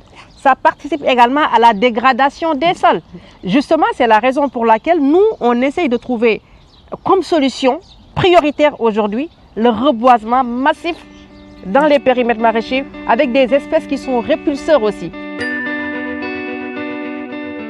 Notre projet d'avenir, si les femmes l'acceptent, on veut faire un projet de pépinière dans les alvéoles pour alléger les travaux. La femme est à l'image de la terre. Ce sont des vrais écoféministes qui sont là, qui sont engagés pour la protection et la préservation de l'environnement. La forêt, c'est nous et nous, c'est la forêt.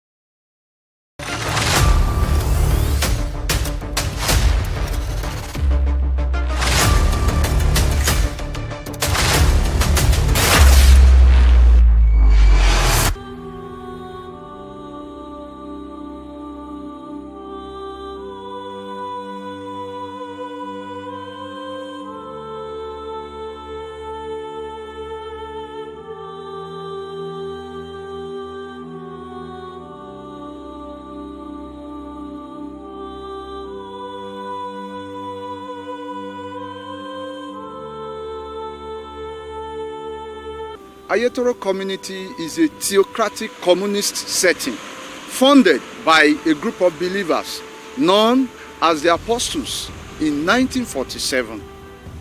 Ayatoro community in its heydays has the largest per capita income in the whole of West Africa.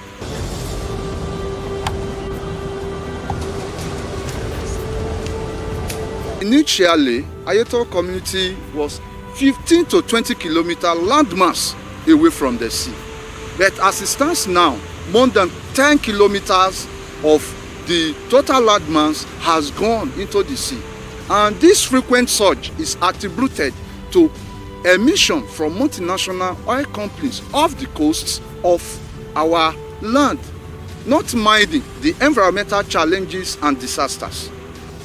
This is a community established in one of the Nigeria base. A lot of people you see in the offshore were trained here, both mechanical engineer, electrical engineer, and nautical engineer were trained in this bush. Yes, this bush, I call this place bush. And this is the Shepherd Technical Workshop approved by the IWD, which is now Minister of Transport. IWD means the Inland Waterway Department. That is the colonial time. This place is like small London. So, and our primary occupation here is fishing. You can see now, everything now has been eroded. Some of our fishermen, they have went to other places to find for their source of livelihood.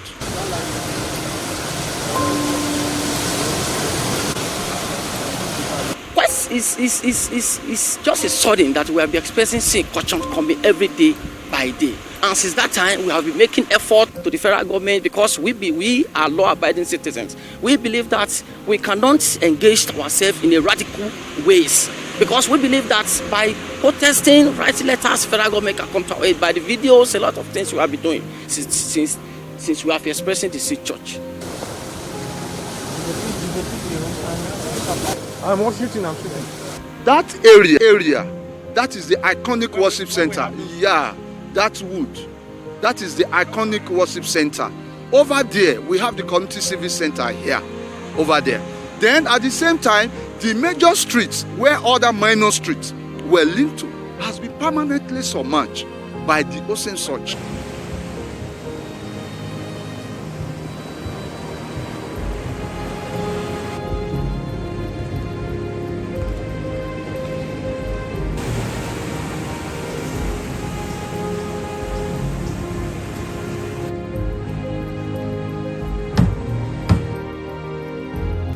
I'm seriously worried. I'm worried because this recurrency surge is affecting us in virtually all human aspects of our life. Social life has been collapsed, economic-wise has been collapsed, health-wise, nothing to sing and dance home about. Even our religious activities, our life, religious life, has been collapsed totally. Because Ayeto community is a religious setting. The church moved here. We have not just come here to trade or to do other activities. The church is the community is the church. So every aspect of our life has been totally, damaged by this current, recurring sea surge happening in Ayeto. Over 20 years, we've been into this. People have lost, several properties worth millions. Buildings has collapsed. Over 500 to 600 to 700 buildings have been washed away. Our industrial power has been collapsed. Ayeto community is known to be a self-developed community on its own without any intervention of the federal government or the state government over the years. Yet we kept on going. If by now the ocean surge as a result of the oil exploration that is going on in our offshore is destroying our land, up till now we cannot see the hand of the government coming to help and to rescue us. It is so sad, and that's why I'm worried. Ṣé ẹ bá wo gbogbo ibi ilé ló kún bẹ̀, gbogbo ilé yẹn ni òkun ti parẹ́ pátápátá. Bó dẹ̀ ṣe ń wó ilé yẹn ló ń wó gbogbo àwọn ohun àlùmọ́nì wa, àwọn ohun tí a ní ilé, ohun ẹrù wa, ìmí gan tó bá ń wo báyìí tí a bá tètè dìsámúra àti gbà lọ́wọ́ ẹ̀ ó gbé gbogbo ẹ̀ lọ nìyẹn. Fund the trip of those guys.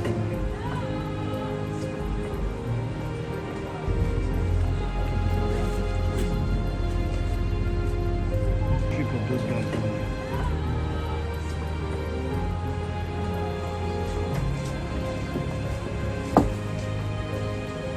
This thing is excruciating, it is extreme. In fact, every blessed day, people used to die because of the thinking that the community that was founded at their present has been eroded. So it is extreme, it is serious, it is harrowing. My father's house happened to be the extreme house before the Atlantic Ocean. We lost it 2017. 2007, that was when we lost it. It's highly devastating. Even the one that belonged to my grandmother, we lost it. That was along primary school road. We lost it too. So I've been affected. I'm highly devastated. Now I'm a tenant in my hometown. Imagine how is it? Highly devastating. We need support of the entire world to save this community. Ayeto community is a community that must not go into extinction. It's a very serious situation.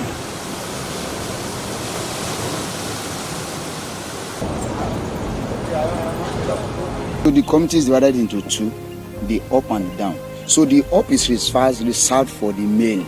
Why do that? Because they want them to access the sea quickly because of the occupation they engage in.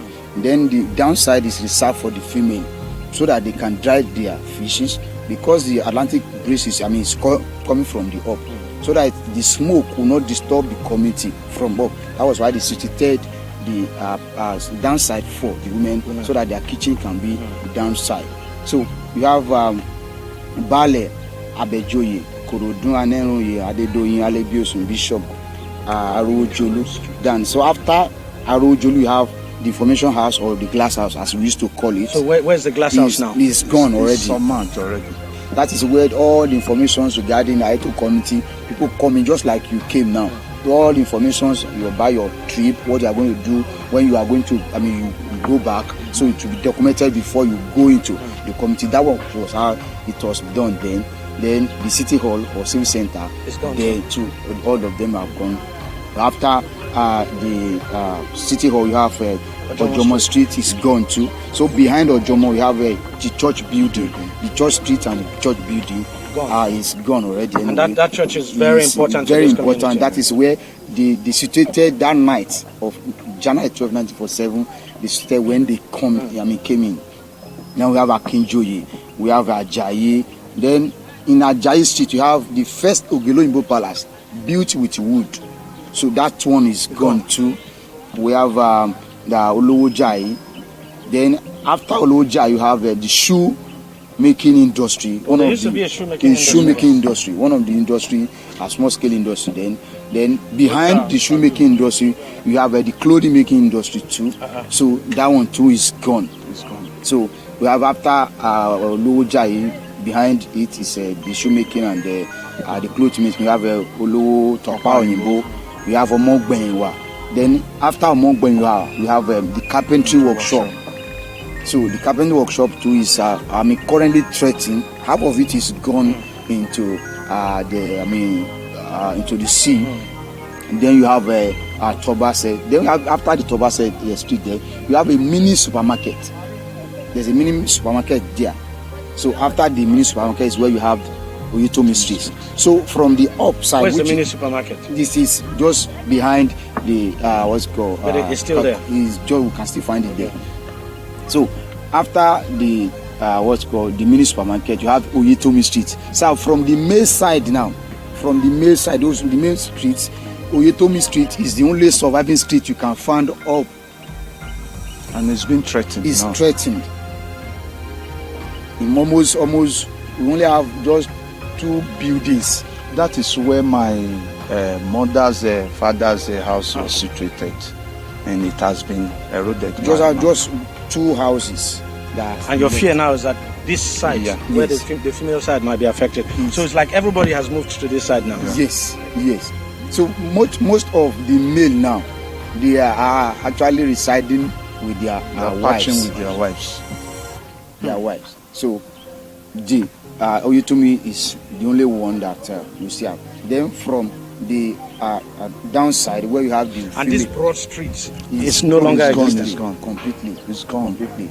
Where you can have the broad street, the beauty of the broad street now, it's around the Block Palace. That's where you can have the beauty of the broad street. Okay. How it looks like.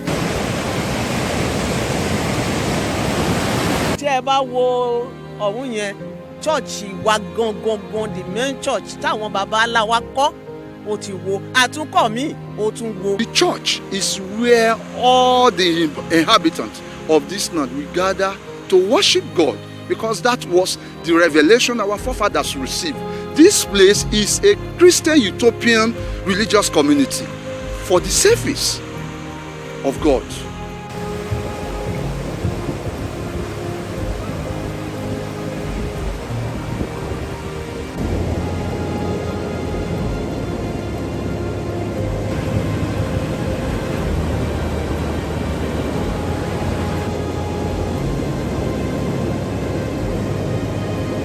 It has actually changed the landscape totally. Let me put it that way.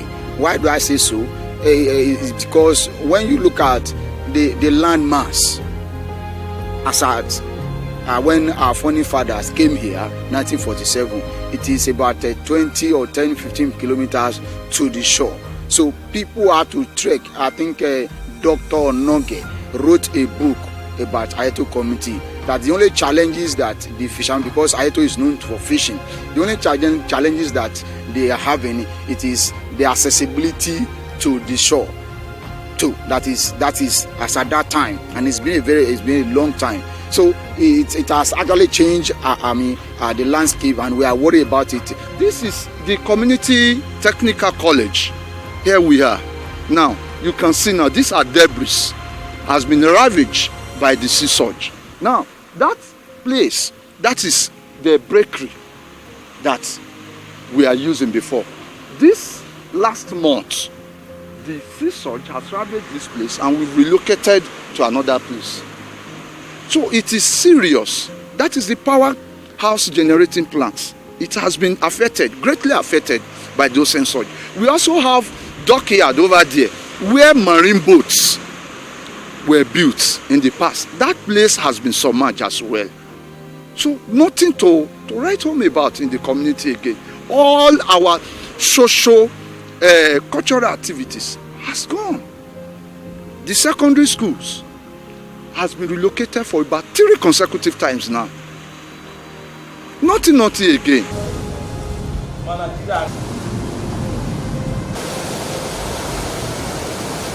If urgent intervention is not coming any moment from now, the community will no longer in existence, because 2/3 of the community has gone already. My fears is that if something reasonable, prompt action is not taken on the part of government to salvage this land, perhaps we might. We don't pray for such anyway.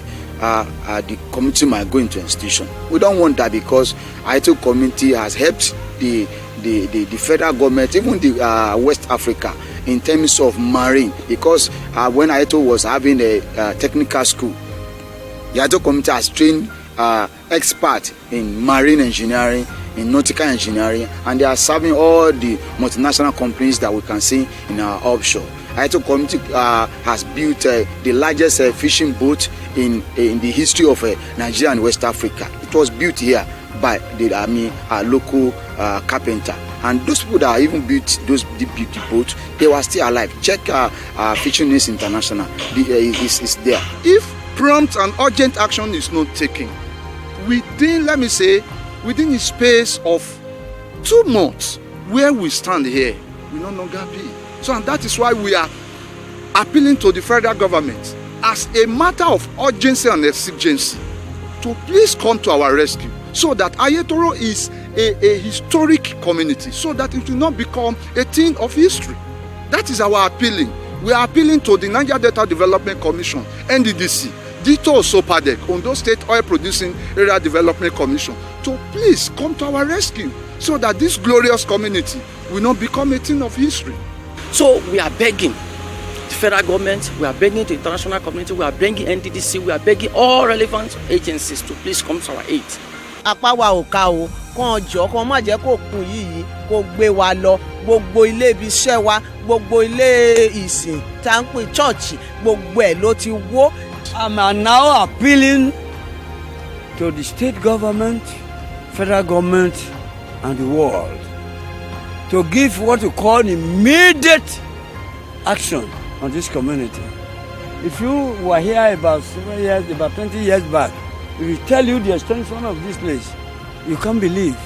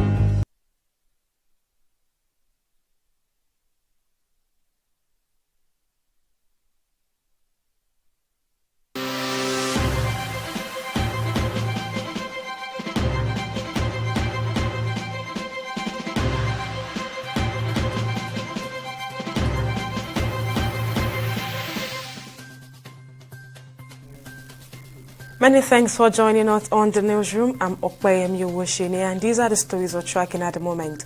The spate of attacks in Plateau State has continued despite reassurances from government authorities. This time, 40 persons were killed in a fresh assault on the Zai community in the Kwali district of Basa local government area of the state. According to the Kwali community leader, Wakili Tongwe, the attackers invaded the village in the early hours of Monday and shot sporadically at residents who were scampering for safety after hearing gunshots.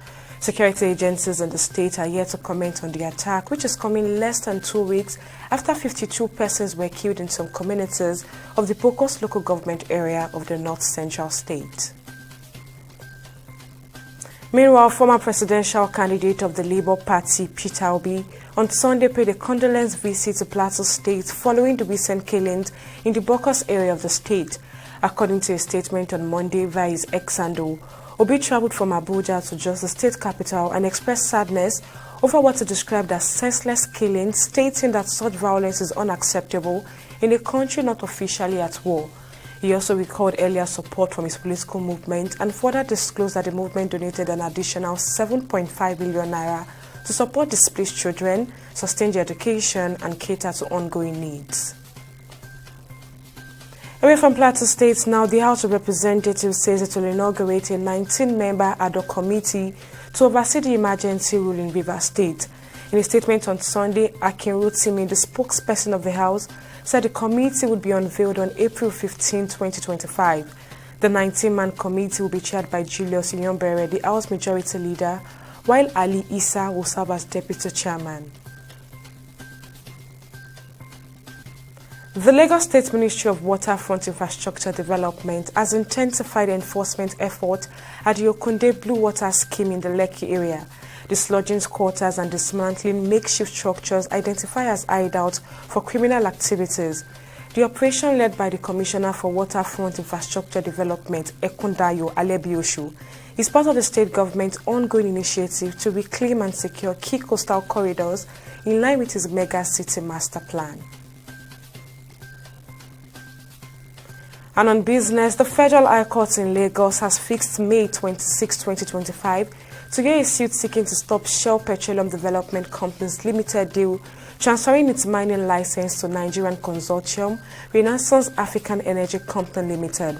The plaintiff, Incorporated Trustees of Eda Resource Center, claims that the mining license transfer is due to breach of several Nigerian laws, including the Petroleum Industry Act of 2021. And on the foreign scene, Peruvian writer and Nobel Literature laureate Mario Vargas died on Sunday at the age of 89, his family announced, ending the era of Latin America's literary golden generations. Born into a middle-class Peruvian family, Vargas was one of the greats of the Latin American literary boom of the 1960s and 1970s, along with Colombia's Gabriel Garcia and Argentina's Julio. And on sports, the Nigeria Football Federation has expressed sorrow over the death of Charles Bassey, a member of Nigeria's 1980 Africa Cup of Nations winning team. Bassey passed away on Saturday at the age of 71 after a long illness in his hometown in Akwa Ibom State. NFF General Secretary Mohammed Sanusi disclosed this in a statement on Monday. And those are the stories making the round from our newsroom at this time. We'll update you at the top of the hour.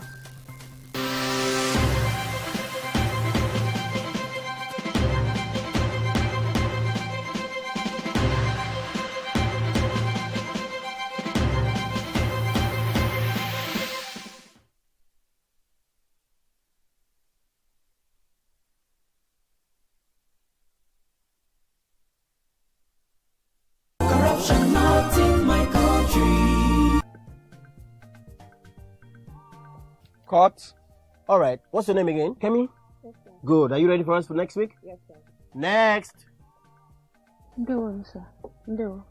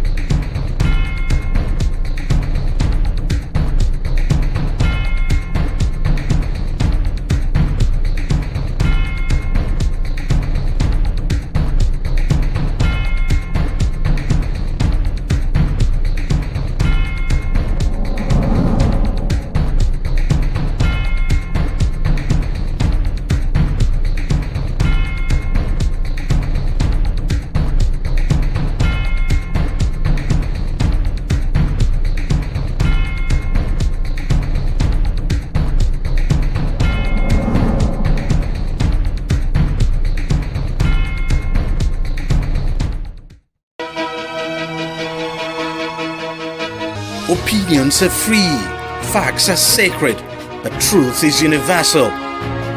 How, in practical terms, can we, for instance, de-escalate the tension? Because when you go into public office, you must be ready to answer to the people. We know where the enemy is. 3 places. The Lake Chad Basin, the border area between Nigeria and Cameroon, and then the Sambisa Forest. On TV360, we give you a complete dose of everything. Opinion, facts, and undiluted truth. I hardly believe what politicians are saying in this part of the world. A new Nigeria is possible, a future is possible. We delve into the issues, dissect it so that you can understand it, use it to take action. I don't think there's any need for any governor to look for grant for ranching. TV360, dissecting the issues.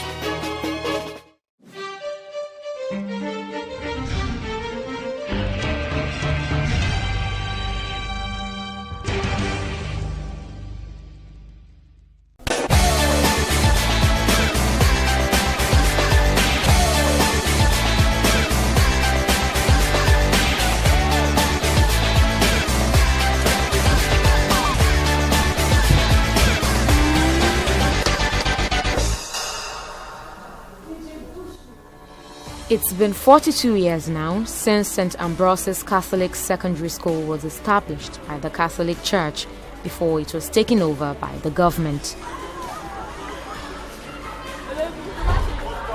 Several students have passed through the four walls of the school, just as several administrative staff have come and gone.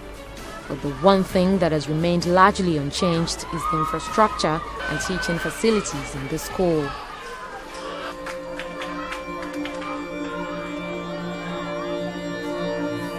Year by year, things got worse. Classroom buildings began giving way.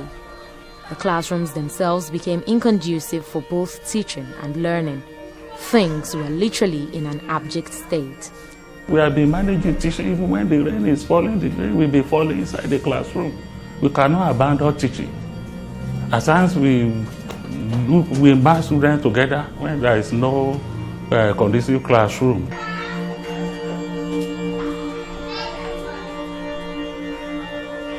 During the tenure of the past principal, Mr. Ogunbadejo Fola. So when he came to the school, he discovered that things will not be going on like this.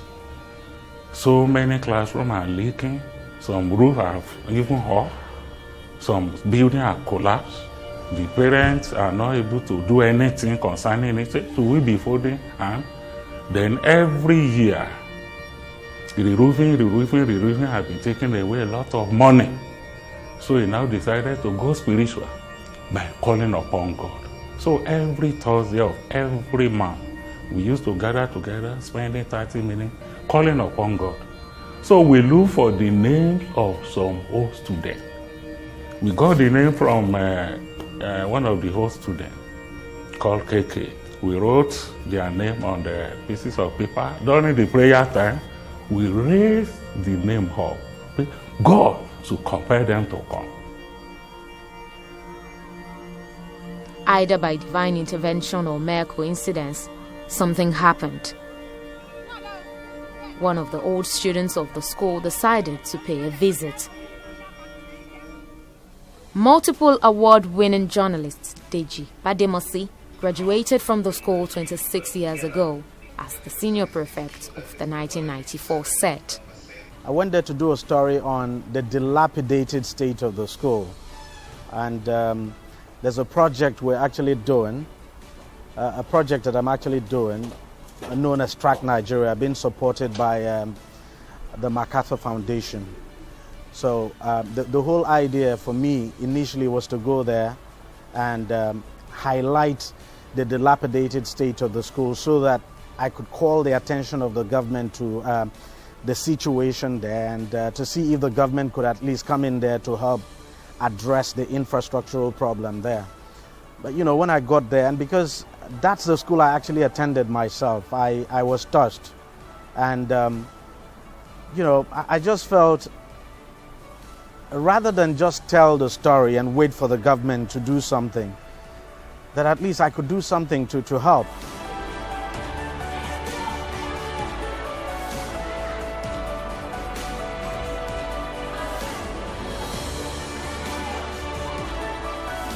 I was really touched, and I decided, well, that at least we could do some renovation.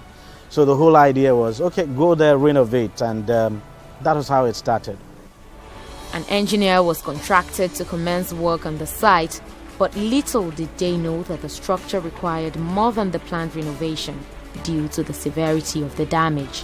When I got there, all the foundation was already above the ground level, meaning that you can even be seeing the foundation footing already outside exposed, which anything can happen. The building can collapse at any time.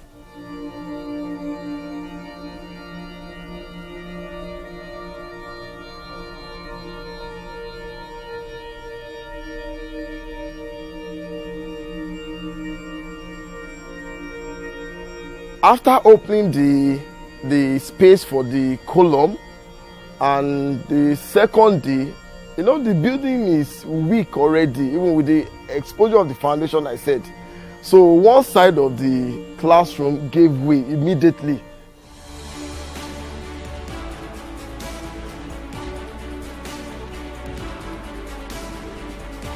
the only thing we could do to salvage the situation was to pull down the entire building and, build a new one.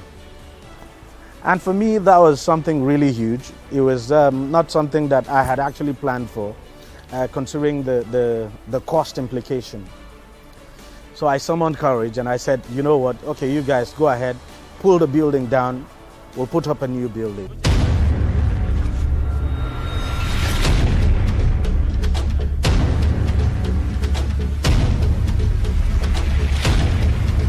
It was a tough decision, but certainly worth it.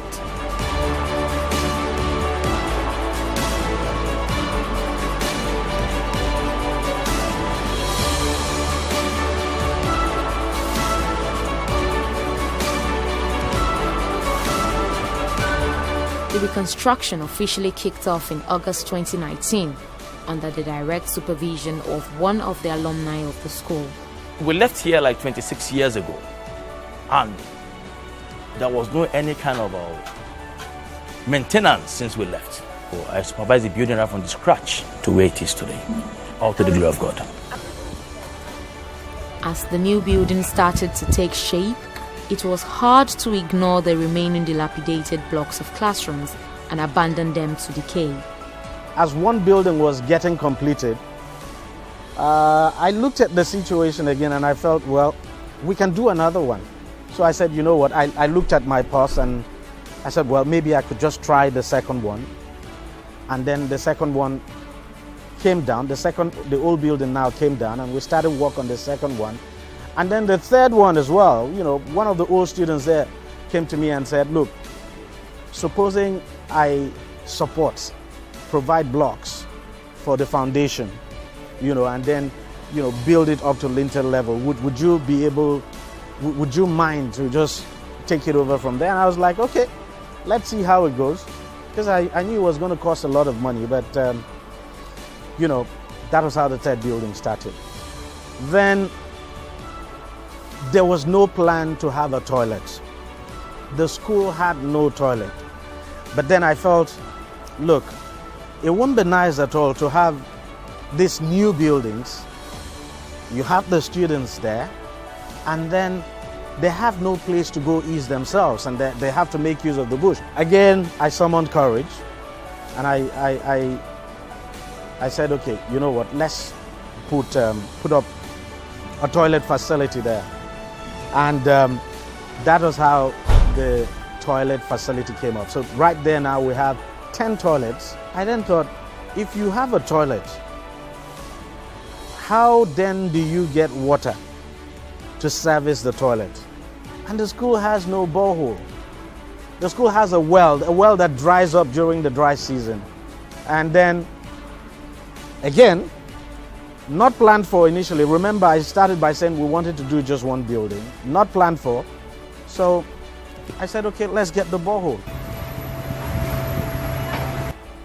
After the borehole, then came the landscaping and flooring of the school.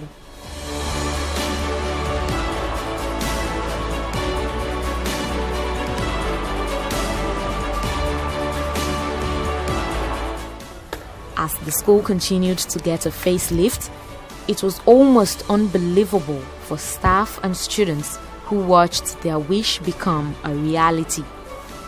It's a thing of joy to me. But on a daily basis, when I come to school, I have to look down and see the buildings, which is not common, it's one in town. I was made to know that there is no school that is having this type of building. No school. Is it the restroom? Is it the classroom? Is it the offices? Is it the type of furniture there? It is second to none, I must confess, and I'm very happy. In fact, about 5 teachers called me, sir, how can I get my transfer to your school?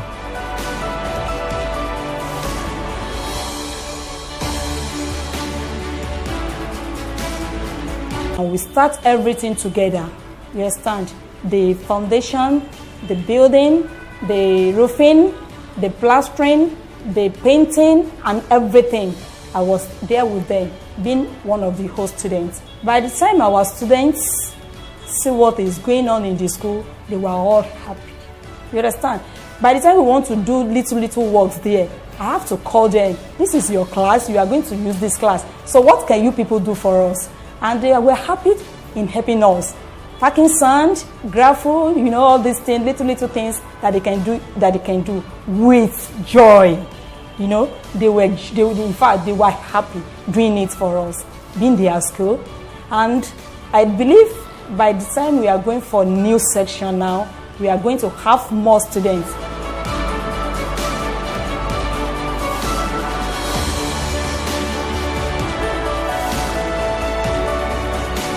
I felt so proud that at least I could contribute in my own little way to this present development. This project is single-handedly done by one person, a God-sent person, who is not a politician. He doesn't get free money from anywhere. He works hard to get his money, and he's not investing for any profit. Like I asked Deji, because we said, bro, what are you even doing this for? He said, Maurice, I'm doing it for God and for humanity's sake. That look, I don't need all these students for anything in my life. I don't need them to survive. I don't need them to get to any position. But someday, my children might need them. It's a very good thing. It's really done well. I feel so proud to be part of 94 set. I feel so proud to be a friend to Deji Bademosi for all what he's done. And I feel so proud to be part of this project. The school, which was once looked down on, has now become a point of reference and top choice for people in the community. People passing on the road, they were actually branching to see that could a better structure be on this school with what they have been seeing. So look at the design, look at the space that we managed to get what we have, and a very spacious classroom, corridor with a staircase that can ease the going and coming of the students. So it's in fact, the facility that is there make it far better.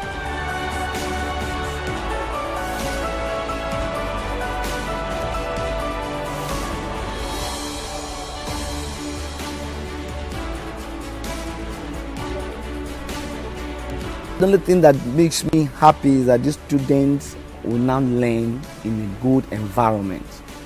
And this will also enhance their quick grasp of whatever has been taught in school, makes them relax. You are safe. They feel safe now. I think the last time we went there, we saw the building. I couldn't imagine how they could understand what the teacher is saying. But one, you're not sitting well. You're either standing and you're receiving your lecture, or you're sitting with somebody.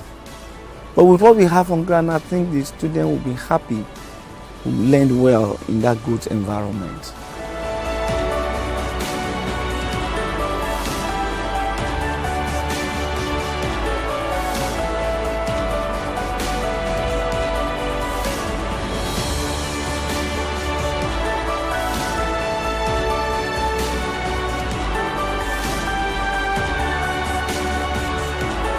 Many young ones now, they are planning to come to St. Ambrose. Before, you see some parents, when they are passing by, they used to say, that's what we used to say in our language.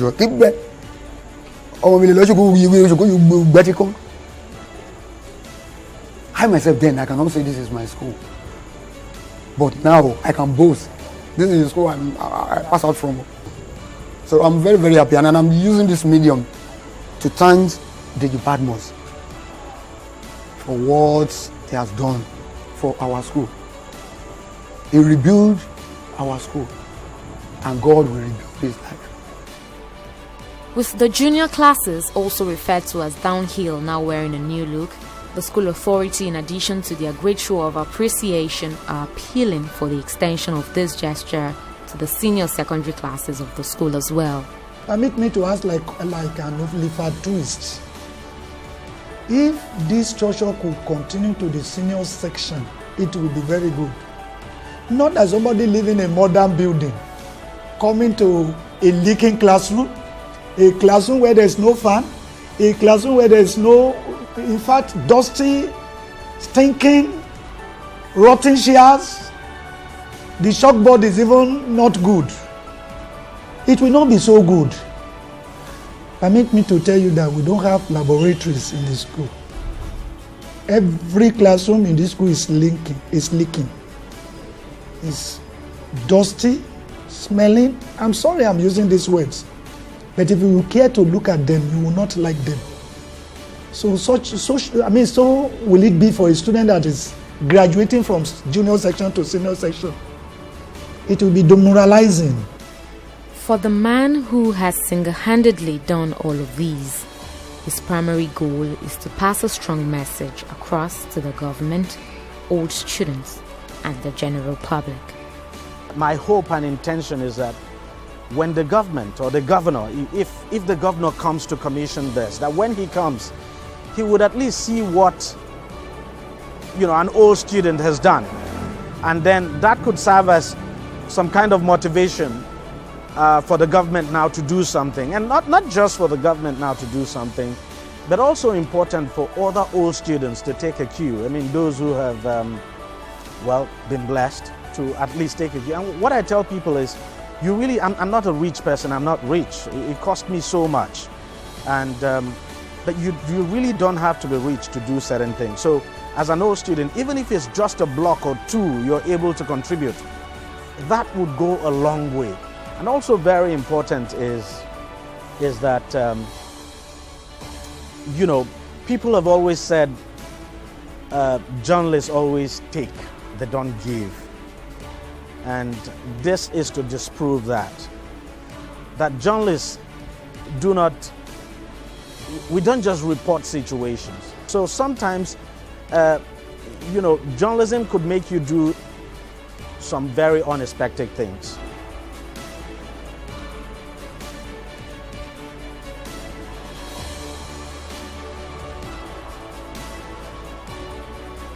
Do I plan to do more in the future? Yes, by the special grace of God, because to some extent, we are actually the government. So whatever, as individuals, whether individuals or collectives, not in government, whatever it is we can do to help make our society better, we should do it.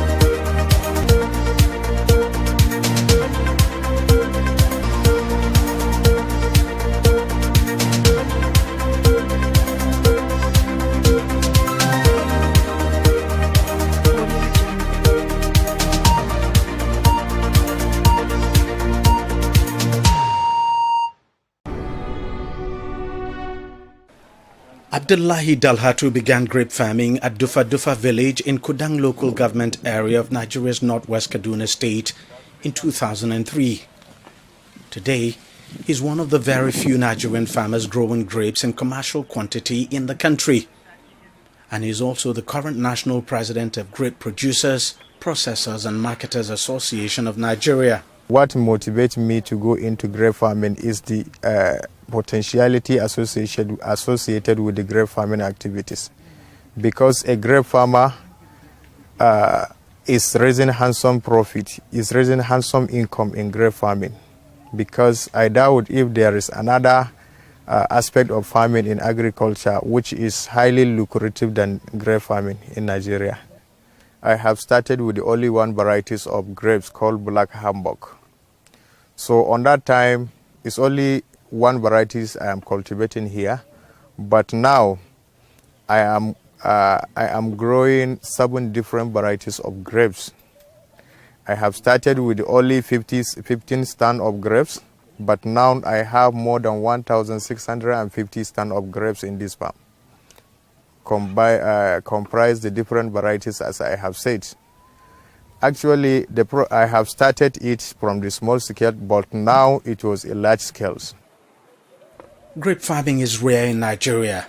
In fact, many had always thought it's almost near impossible to grow grapes in the country, since the overwhelming bulk of grapes consumed in Nigeria come from abroad. When I saw the clip showing this project as a result of the visit of the chairman of the local government, I should be impressed, but I was also surprised and wonder whether this is also true. And that is why after the whole thing has gone viral, a lot of people within the country and outside the country have called me to ask me whether this is actually true, because they believe this is a treasure. And I told them that I will not tell them it is true, although my chairman has come and seen it. But as somebody who is within the domain and the area is within my domain, I feel I should first come and see it before I tell the whole world that this is actually true. It's not magic, it's not any photo magic, it is a reality.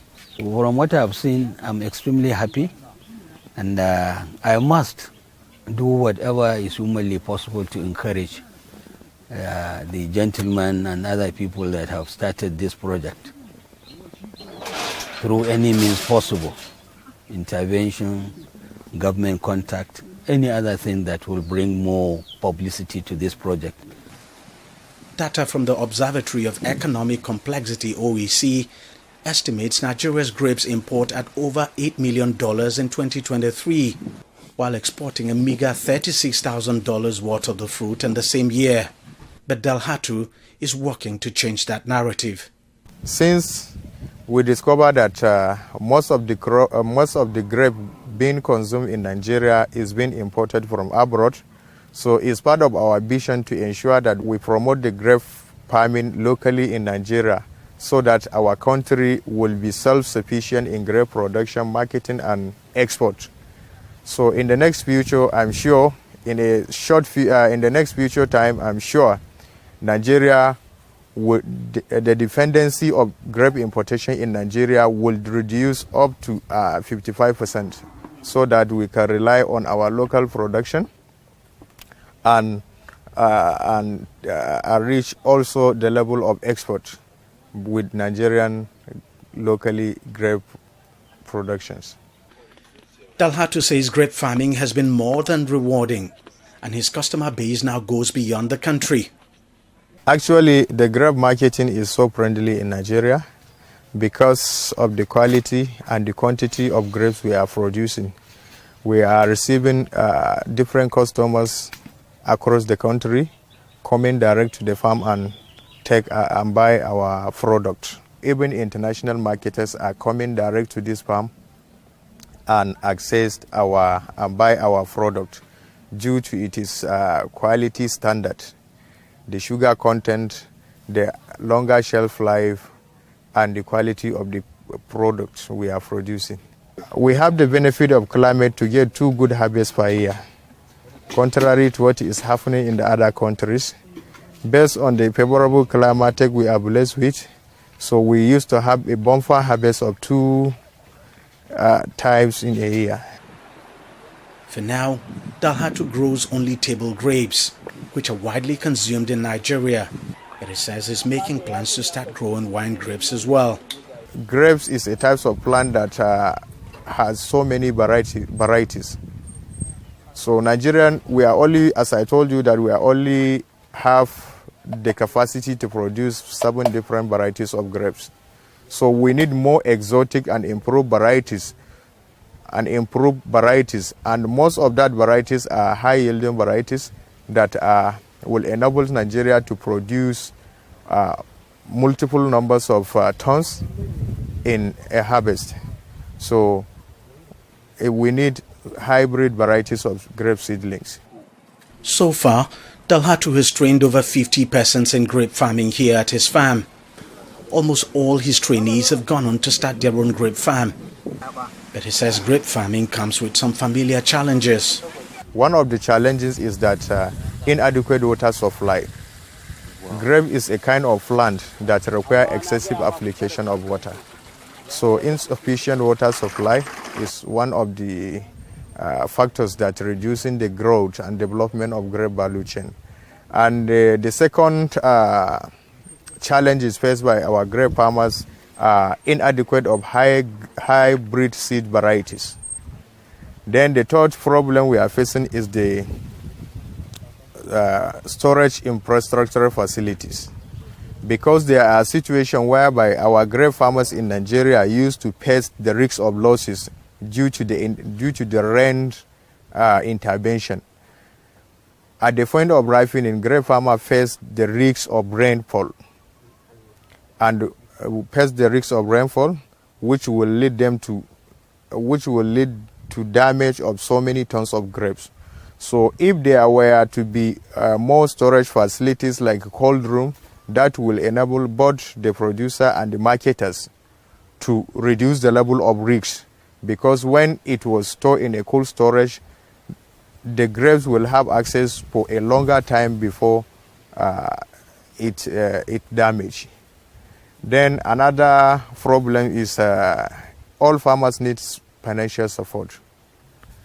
So I'm sure if government will provide financial support to grape farmers by having a conducive and favorable climatic condition for growing grapes, I'm sure the rate of unemployment will drastically reduce. Despite the challenges, Dalhatu is still marching on, his passion for grape farming unwavering as he embarks on the ambitious mission to help make Nigeria self-sufficient in grapes. Deji Bademasi, TV360.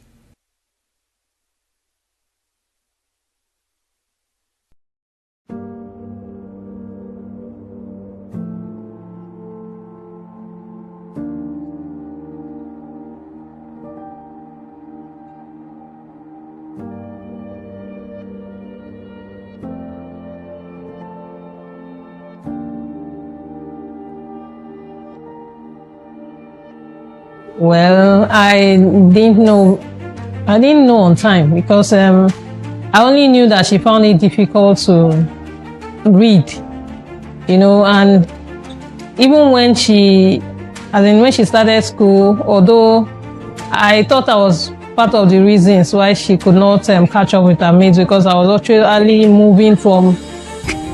I move around a lot. So when I moved, she has to change school. So I was thinking maybe that was the problem. But I actually found out later that even when I got her good teachers, the normal set of school teachers, I found out that she still finds it difficult. She's actually brilliant, very, very brilliant. But when it comes to book, she finds it difficult to read. My name is Mrs. Uchenna Ahanotu, the director of Nene Special Education Center. I'm an educational psychologist, currently pursuing my doctorate degree in educational psychology from Imo State University. My dream had been always to help students to excel in their academics. So my dream had always been for gifted students.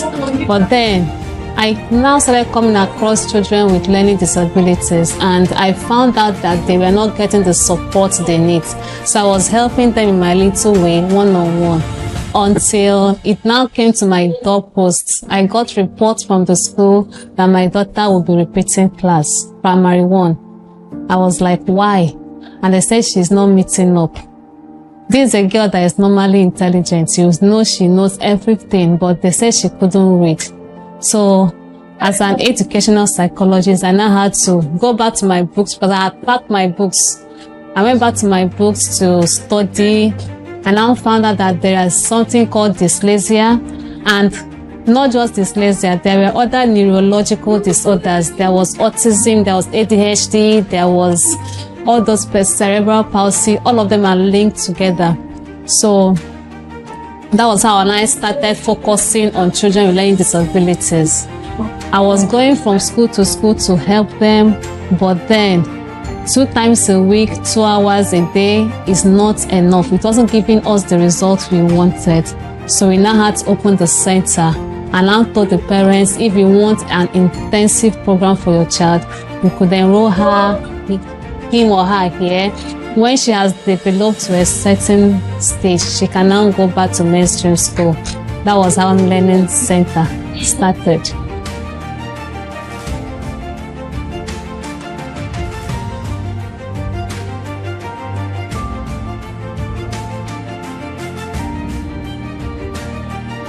High five. A sound. B sound. C sound. The thing is, when a child is not performing well in school, and you know you have tried all you can, you've given the necessary intervention, lesson teacher, good books and all that, and she's still performing low, I think it's time to diagnose her. As a psychologist, we diagnose, when a child comes to our center, we diagnose the child first to know the specific area of challenge. And that's why we're able to now diagnose, say this is dyslexia, this is dyscalculia, this is ADHD, this is autism. It can become comorbid with speech delay, whatever it is. So diagnosis is what we do first. When we diagnose, we can now draw up an education plan for the child. All our children have their own education plan, because a child with dyslexia is not at the same pace with another child with dyslexia.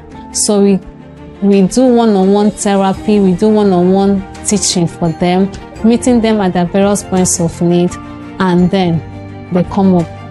So that's basically the strategy, identifying the specific disadvantage and then tackling it individually, not as a class.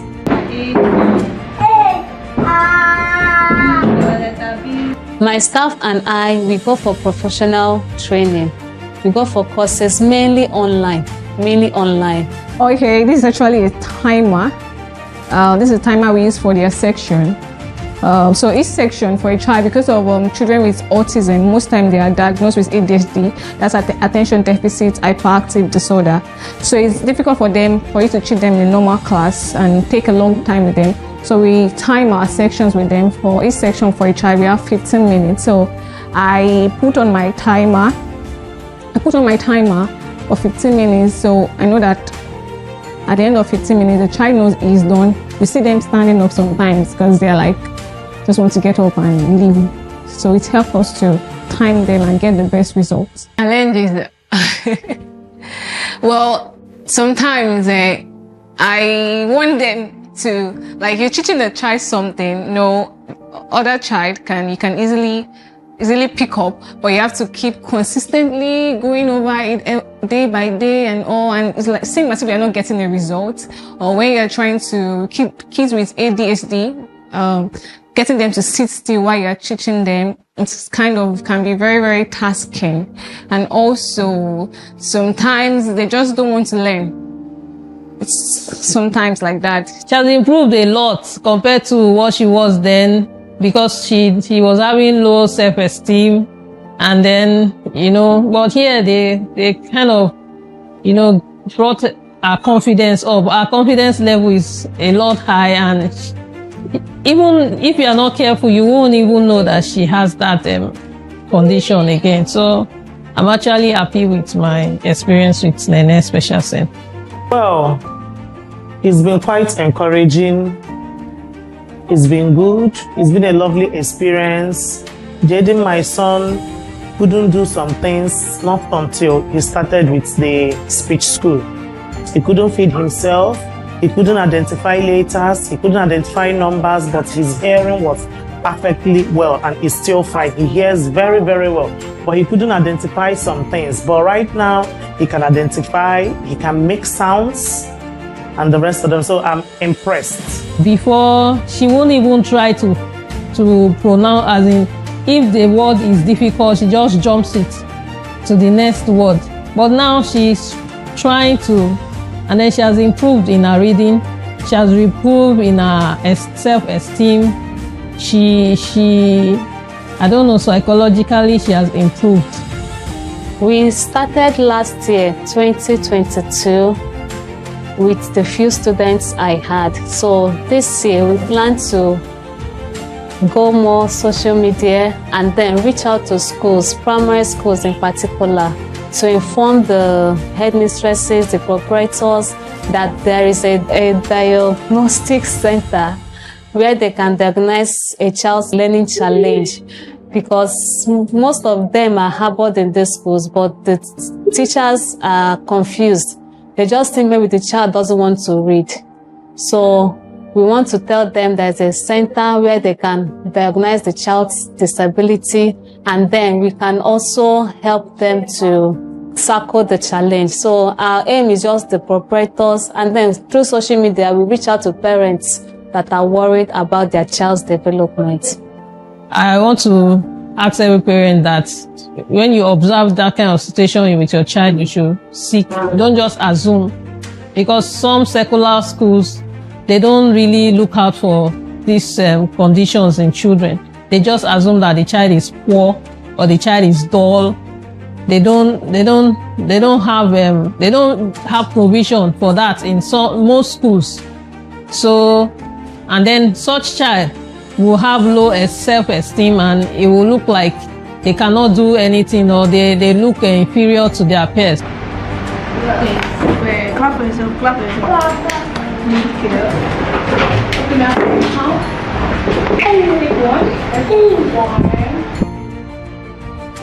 As I said, we started exactly May last year. So this is just 1 year, and we have had a total of 12 kids, about 12, 13 kids. And some of them are still on now. Well, I must say it has been an amazing one. It has really been amazing. I get to meet wonderful kids every day. Yes, I see them and I'm like, God, these kids are just wonderful, because the world might not see them in that way, but meeting them every day has been like a blessing to me. Being able to interact with kids, it has been great. My advice to parents that they should find out and keep a close eye on their child. Try to find out about their disabilities earlier in life, so that it will reduce the amount of time that we have to teach them. Early detection matters. If your child is delaying, just come and find out if it's disorder or delay. We will tell you. If it's delay, we'll just tell you to go. With time, he will talk. But if it's disorder, you have to start immediately to intervene to help the child. Please find a good learning environment for your child. Find a center that understands their challenge and they'll be able to tackle their challenge with the right resources and with the right frame of mind. It's not a flogging issue. They need all the love and care they can get, and they also need the professional touch to get them out of where they are.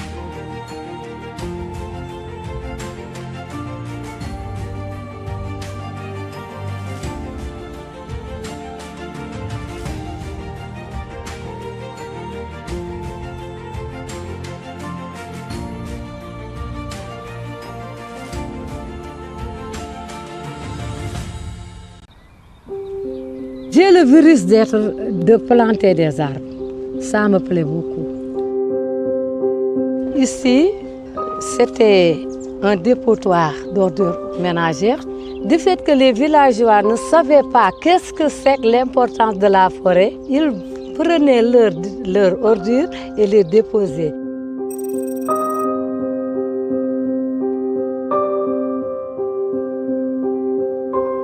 En ce moment, je leur ai sensibilisé de leur dire que l'arbre doit vivre comme nous, Donc, il ne faut pas salir l'arbre. C'est ce que nous a donné l'impact positif pour avoir ici un périmètre pour cultiver. Le 2 mai 2005, on a allé voir les eaux et forêts qui nous ont attribué 500 mètres carrés. On a initié, intégré les femmes dans un AGR. Et avec ça, on a choisi le maraîchage. On était à 3 hectares, mais on ne cultive pas sous la haute tension. Et on nous a déguerpi et on est à 2 hectares.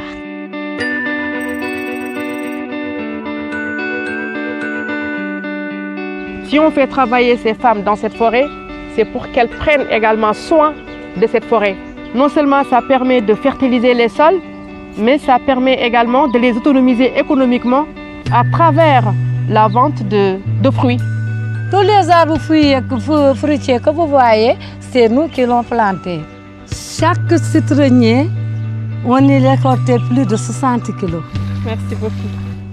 Que ce sont des dames très dynamiques, des dames très braves, qui subissent de plein fouet les effets des changements climatiques. Nous, on vient en rescousse pour informer, pour sensibiliser sur des solutions, la promotion de bonnes pratiques.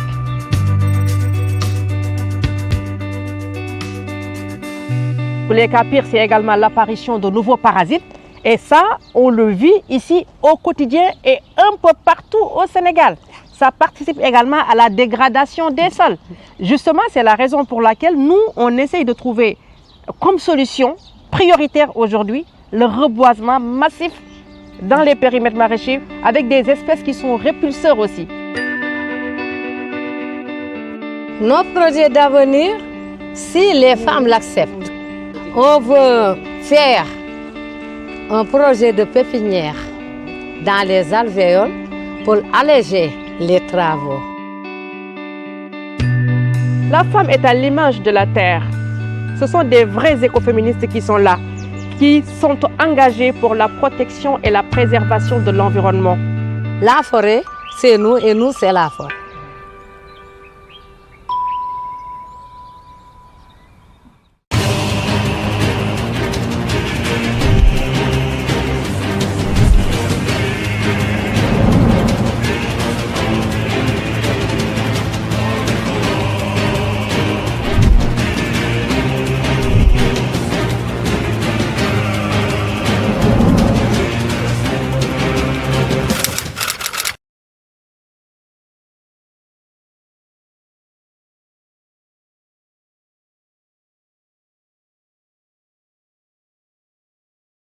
If the essence of government is the security and welfare of the people, then as long as there's plenty, poverty is evil.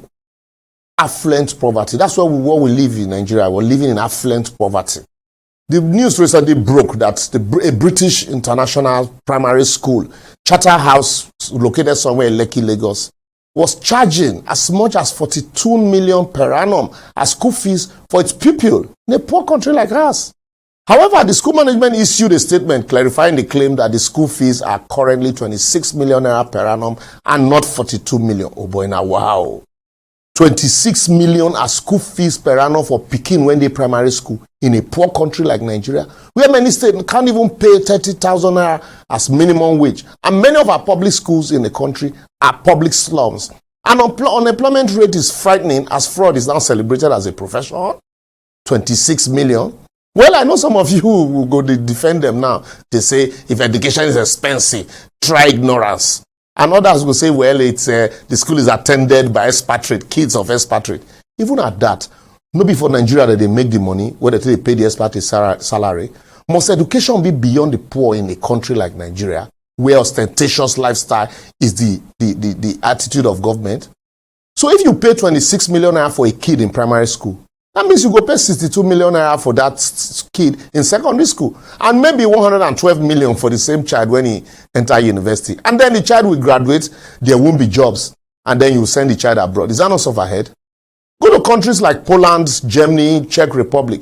Charles University and the University of Warsaw are some of the cheapest universities where top-tier programs are offered at an affordable rate.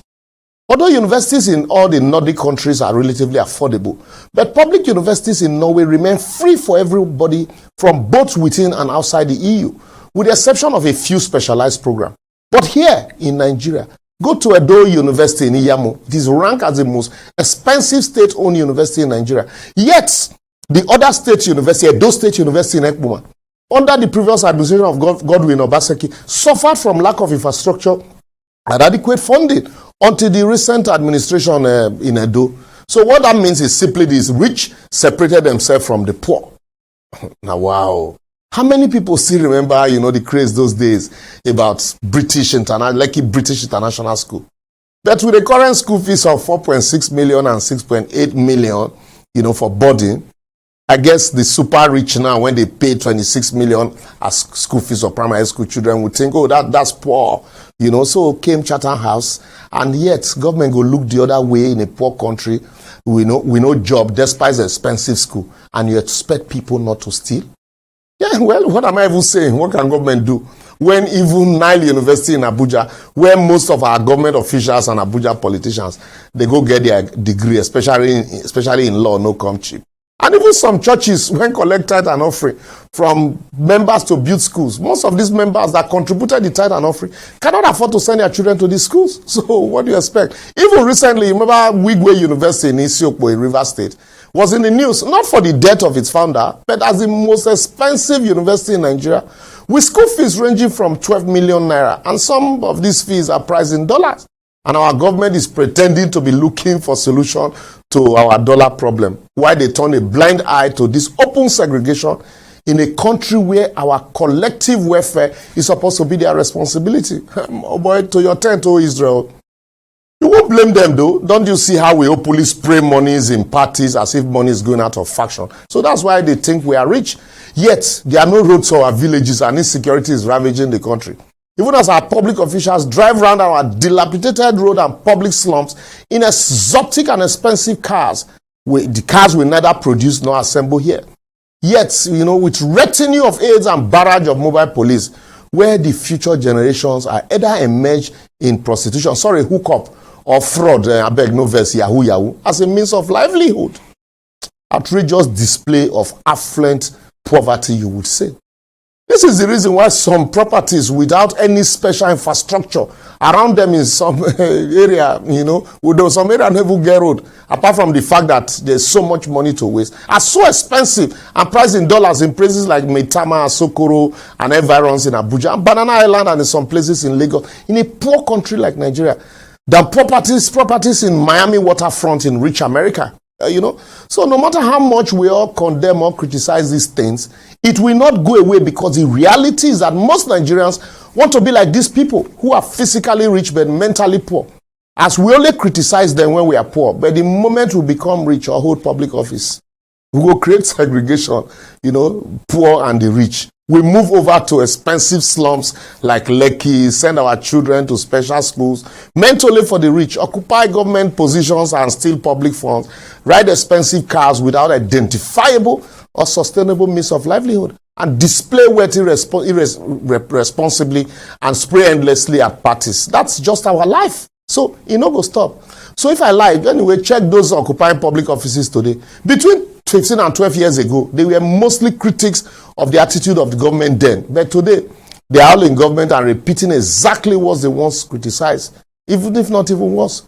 So I will therefore advocate, until we see government as a vehicle for public good, social justice, creating job opportunities, infrastructural development, equality, and a vehicle for impacting our community positively, people will continue to chase wealth, material possession, and position as a way of life and end up not living at all. Government must take job creation as a priority and endeavor to consciously and consensuously celebrate and compensate hard work, and create regulation in every sector to avoid a society of wealth without work. The attitude where government officials are at the forefront of displaying affluence in the midst of poverty must be discouraged, as it pushes people to acquire wealth without work. Lastly, our orientation should help improve our mindset to the fact that voluntary and selfless service helps write our name in gold in the sand of time. That even when we die, our name will be so engraved in the heart of the world that time will never erase it.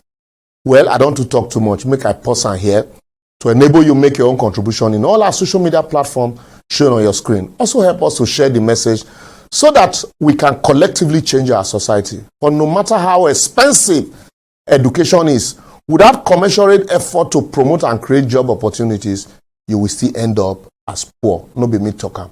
Remember, the luxuries of today are the necessities of tomorrow. See you next week.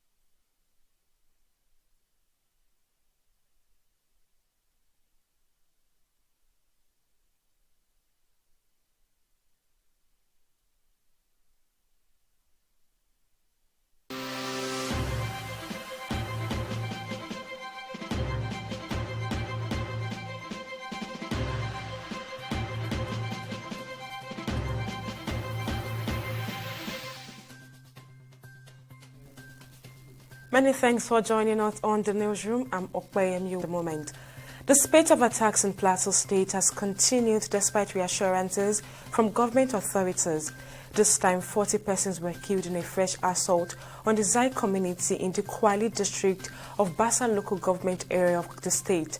According to the Kwali community leader, Wakili Tongwe, the attackers invaded the village in the early hours of Monday and shot sporadically at residents who were scampering for safety after hearing gunshots. Security agencies in the state are yet to comment on the attack, which is coming less than 2 weeks after 52 persons were killed in some communities of the Pokos local government area of the North Central state. Meanwhile, former presidential candidate of the Labour Party, Peter Obi, on Sunday paid a condolence visit to Plateau State following the recent killings in the Bokos area of the state. According to a statement on Monday via his ex-handle, Obi traveled from Abuja to Jos, the state capital, and expressed sadness over what he described as senseless killings, stating that such violence is unacceptable in a country not officially at war. He also recalled earlier support from his political movement and further disclosed that the movement donated an additional 7.5 billion naira to support displaced children, sustain their education, and cater to ongoing needs. Away from Plateau State now, the House of Representatives says it will inaugurate a 19-member ad hoc committee to oversee the emergency rule in Rivers State. In a statement on Sunday, Akin Rotimi, the spokesperson of the House, said the committee would be unveiled on April 15, 2025. The 19-man committee will be chaired by Julius Inyombere, the House Majority Leader, while Ali Issa will serve as Deputy Chairman. The Lagos State Ministry of Waterfront Infrastructure Development has intensified enforcement efforts at the Okunde Blue Water Scheme in the Lekki area. Dislodging quarters and dismantling makeshift structures identified as hideouts for criminal activities.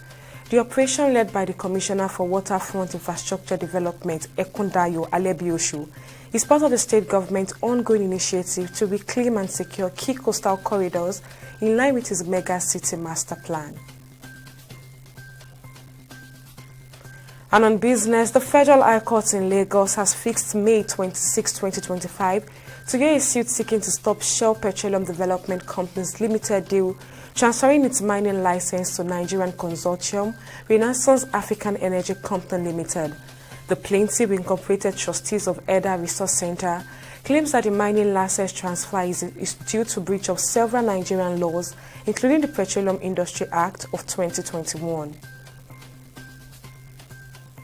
And on the foreign scene, Peruvian writer and Nobel Literature laureate Mario Vargas died on Sunday at the age of 89, his family announced, ending the era of Latin America's literary golden generations.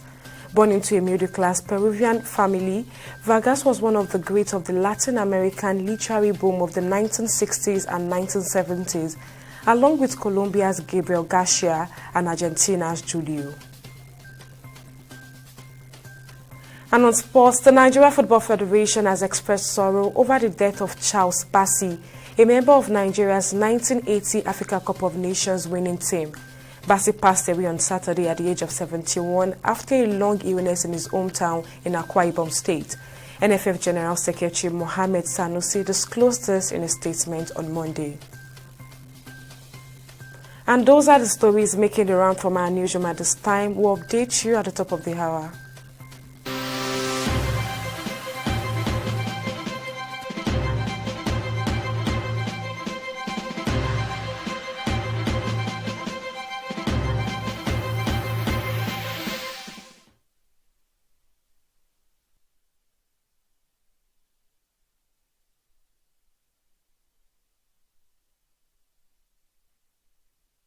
In the last 3 years, we have built a multi-purpose center, which is the envy of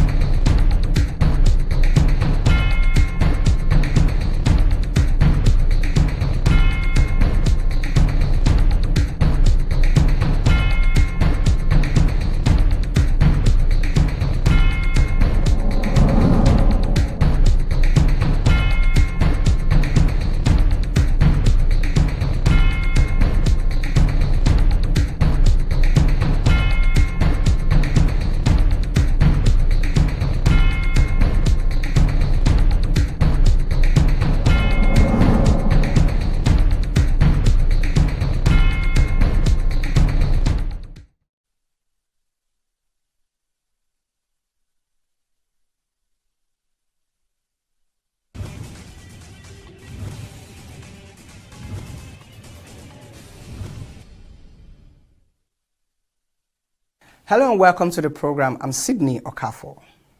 In keeping with his administration commitment to delivering quality education for students in Lagos State, Governor Babajide Sanwo-Olu has officially opened state-of-the-art classroom blocks, complete with a mini football pitch and a multi-purpose sports court at Keme Balogun Junior Senior College in Ibeshe, Ikorodu.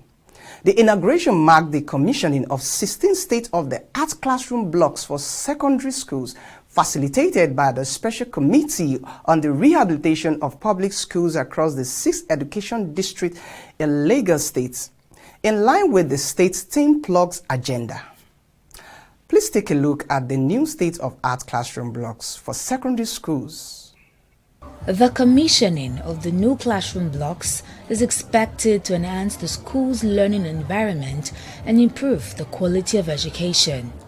Governor Sanwo-Olu, who was received by a large crowd of residents and students, said the simultaneous inauguration of 16 new blocks of classrooms across the state is a testament to his administration's commitment to providing top-quality education for all residents. The governor further emphasized that the construction and renovation of these schools not only improve educational quality but also create jobs, stimulate the local economy, and provide livelihoods for workers involved in the projects. Do one commission or two, we have to do it in concurrent and in large number.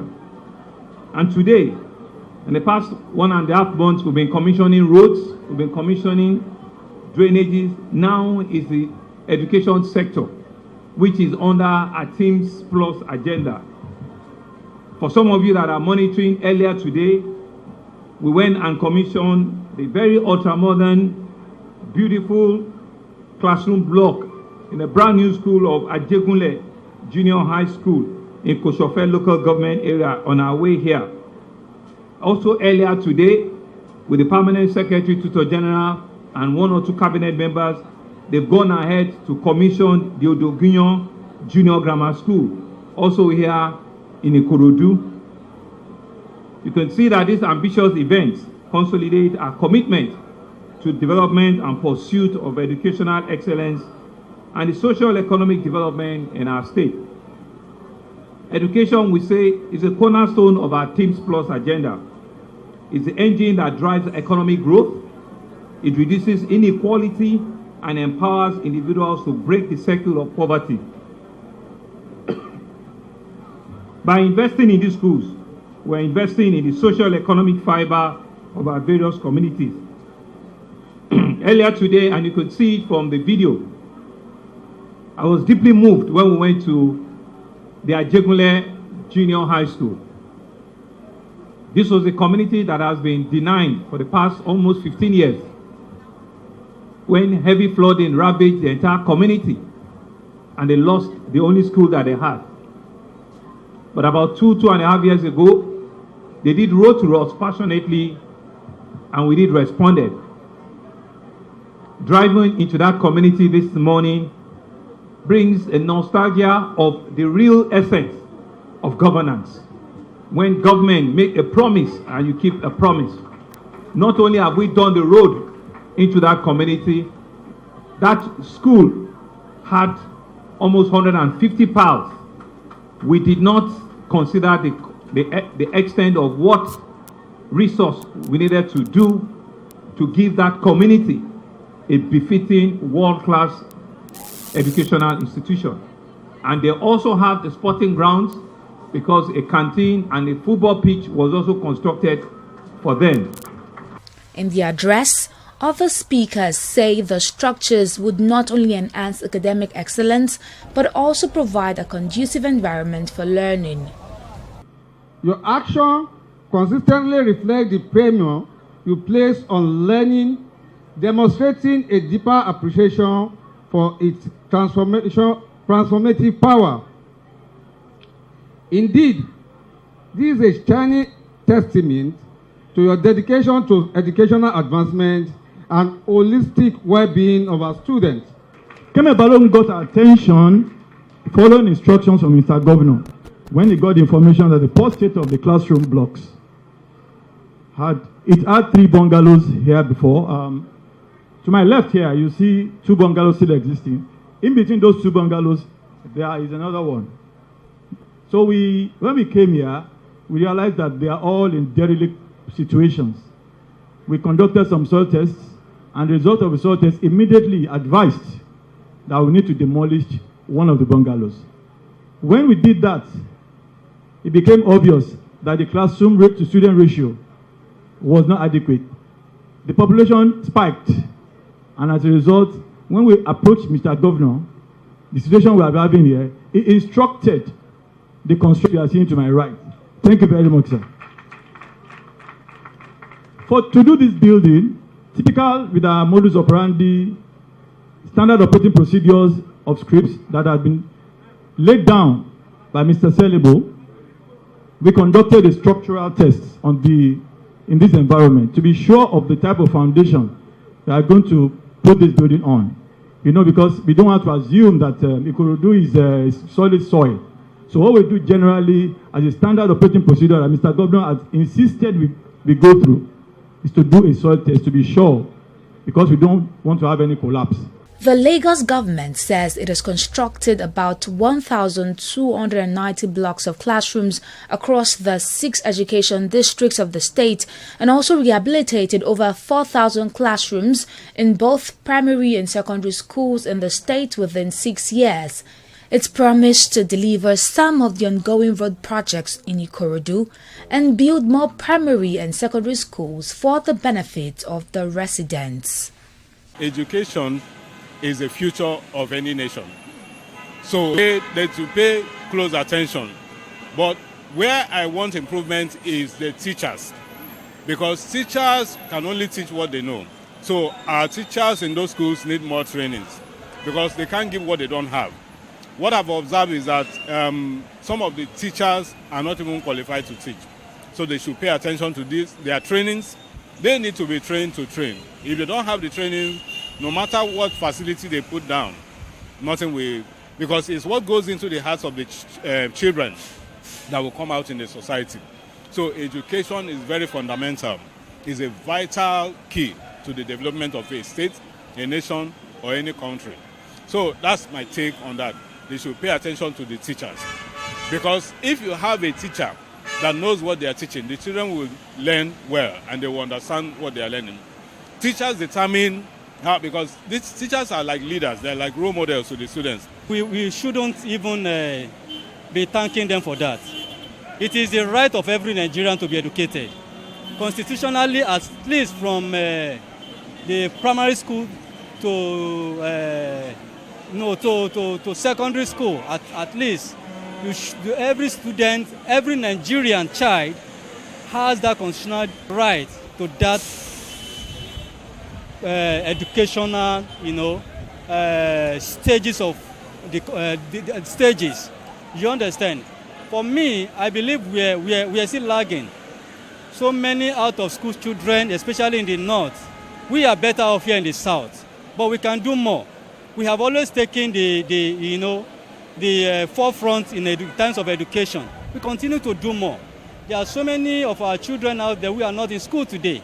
If the education is made affordable, if classrooms are moved closer to those children, there wouldn't be any need for them to trek miles before getting to their school or entering buses that will take them kilometers before they get to their school. Schools should be brought closer to them. And if it's not brought closer to them, there should be programs, facilities that will ensure that they are taken to school and brought back home. Then again, it must be affordable. It's even, I believe it should be a criminal offense for any family or parent not to send its ward to school, especially where the government has provided the needed classrooms. And I believe, while I do not want to thank the government because it is right of every Nigerian to go to school. I believe they should do more, and they are trying. I want to appreciate them for that.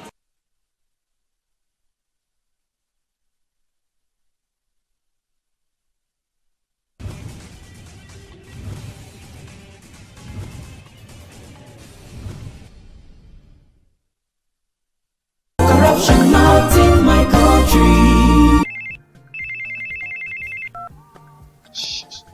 Hello, Alhaji. Right now I'm in Abuja. No.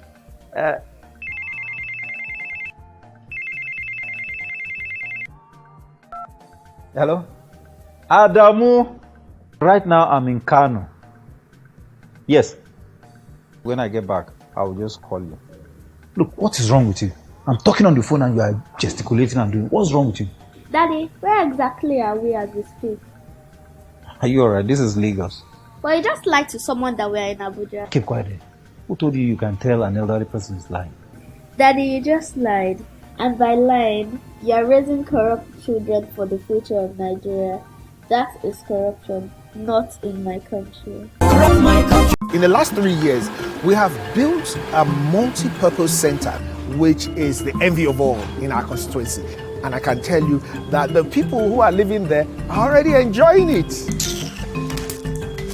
Guy, do you think what this man just said is true? See, I seriously doubt. I'm sure it's one of those their silly lies. Wait, do you know there's a way to find out if these things he's saying is true or not? This is the Construct app. It gives people like us a sure way to track implementation of constituency projects. It gives valid and verified amount funded, the level of job done, and even the profiles of concerned legislators. You and I can post directly on this app. Are you serious? How our Commonwealth is being expanded by the government. Wow. Let's even see if what this man said is true. Show me. The Construct Nigeria support from USAID and is available on both Google Play Store and Apple Store. And it's true. Of course, I told you. Welcome back. That is truly commendable by the governor. Our next story focuses on the commissioning of the new bus terminal in Abule Egba suburb of Orile Agege Local Council Development Area in Lagos State, which has now been integrated into a expanding network of modernized public bus stations connecting various communities in Lagos. Governor Babajide Sanwo-Olu officially commissioned the newly completed Abule Egba bus terminal, aimed at improving and facilitating seamless mass transportation between suburb and other parts of metropolis. Can we take a look? This new Abule Egba bus terminal has officially been opened to the public by Governor Babajide Sanwo-Olu alongside his deputy Femi Amzat and other stakeholders. The launch is part of Governor Sanwo-Olu administration's commitment to build a seamless and integrated transportation network that will provide Lagos residents with improved daily commuting. The governor, speaking at the event, disclosed that the project is a fulfillment of a transportation system for the people of Lagos. Today, here in the ever-bustling Abule Egba, we're here to hand over another public infrastructure that will aid their seamless commuting from here to other parts of Lagos and even perhaps to other parts of the country. This infrastructure reflects our commitment to continuously enhance our public transportation system.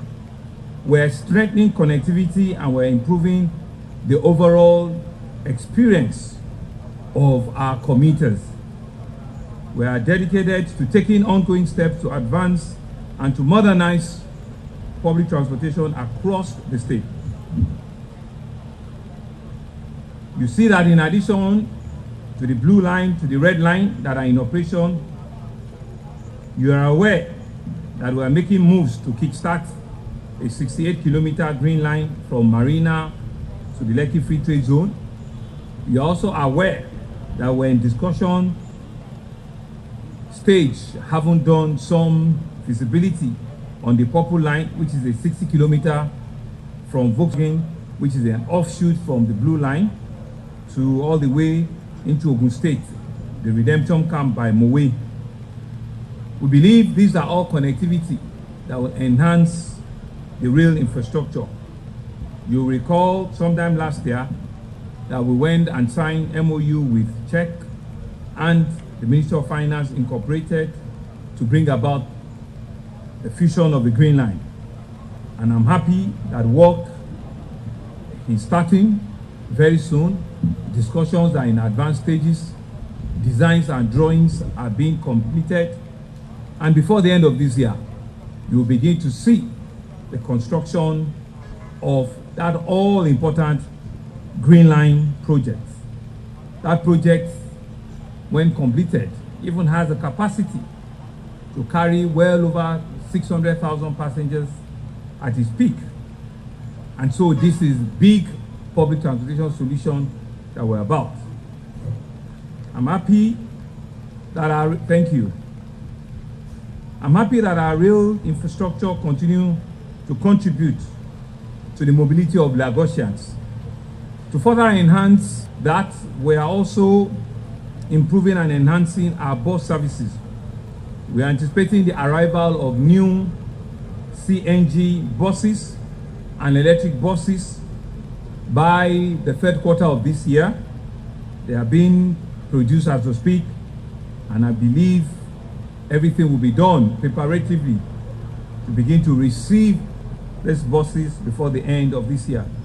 This we believe would be a major addition to our current fleets, which will improve availability of buses and reduce waiting times at all bus corridors.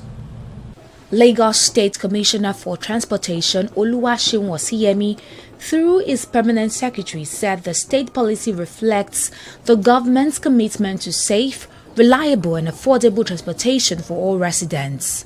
This is more so as the movement of commuters, goods and services from place to place are vital and inseparable aspects of global and urban economic survival. Yes, the Lagos State Ministry of Transportation has reflected the contemporary realities and the vision of the present administration as regards beginning negotiations with an efficient.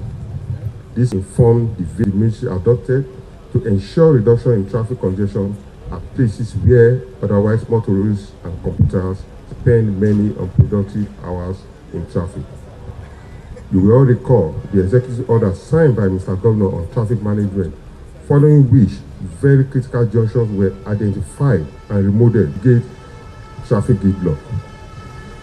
The government has worked on these junctions to engender better traffic flow.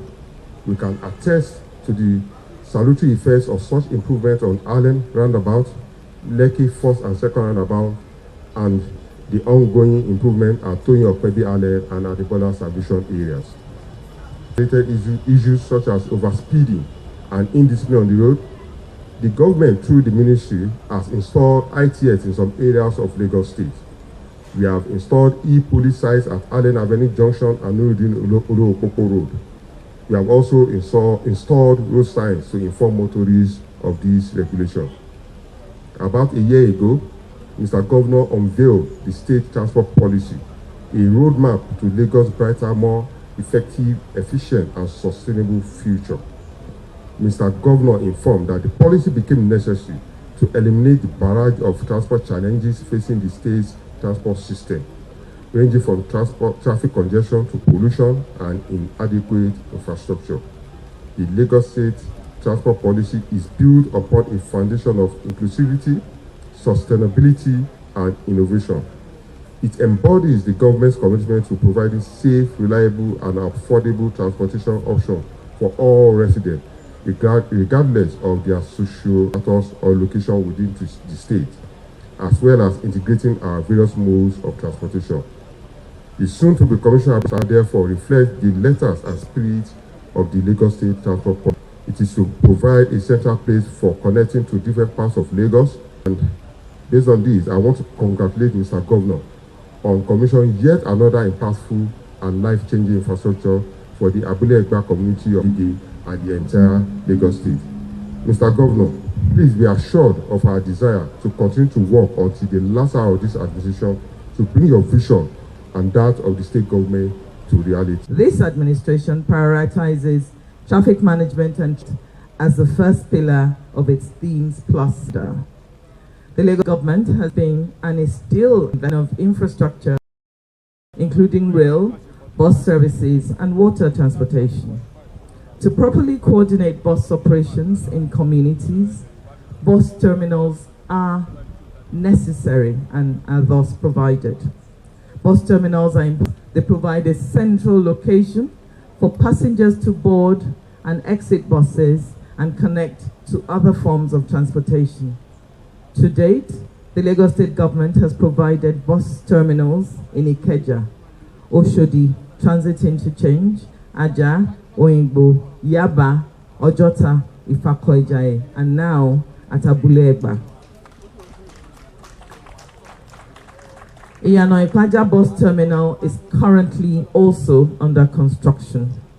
Like other terminals before this, Abule Egba terminal has loading bays, a terminal building with a customer service area, a waiting area, spaces for restaurants and other commercial services, offices, ground staff and other BOCs, public conveniences, a water treatment plant, and provision for green energy, amongst others. This is located in the Orile-Agege Local Council Development Area into Lagos's growing network of communities connected by modern public functions.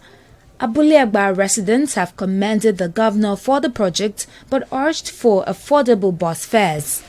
Abule-Agba too is moving forward. If you look at the Abule-Agba, they've changed it compared to 5-10 years backward because I lived at Songo, something like that. But they've changed the face of Lagos as a whole, and they are building gradually. So I will tell Lagos State as a whole that they should remember us in Badagry. Presently, I reside in Badagry. God will help them. They've tried concerning the express road there, and God will help them to do more and more to all sectors, all areas in Lagos State, up Lagos State, up Nigeria. When you are partaking in BRT buses, it applies to everyone, whether you own a car or you don't.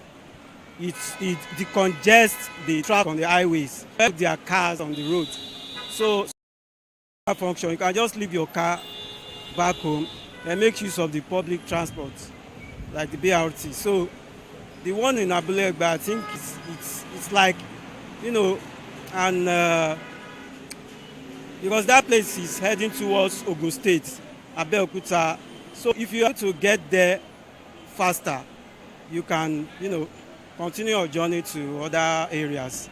And people that are staying there, they can easily live like in outskirts of Lagos, while they live there, and they can go to work and come back on time without wearing out. So it's helping the masses a lot. Sanwo-Olu added that the state expects new CNG and electric buses by the third quarter of 2025 with the aim to enhance Lagos bus services. He also urged residents to take ownership of the project to prevent vandalism of the infrastructure. Welcome back. Lagos residents are truly reaping the benefits of taxpayers' money. Kudos to Governor Babajide Sanwo-Olu and his team. Well, that's all we have on this episode of Lagos Voices. I'm Sydney Okafor. Thanks for watching, and bye for now.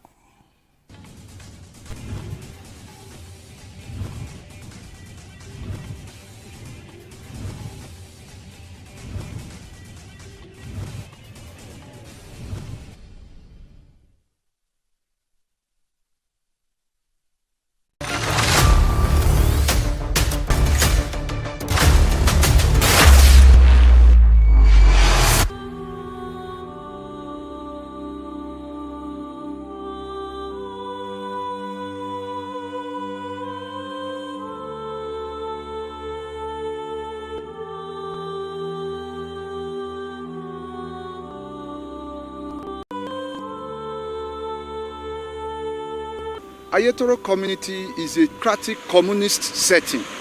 A group of believers known as the Apostles in 1947. Ayetoro community in its heydays has the largest per capita in the whole of West Africa.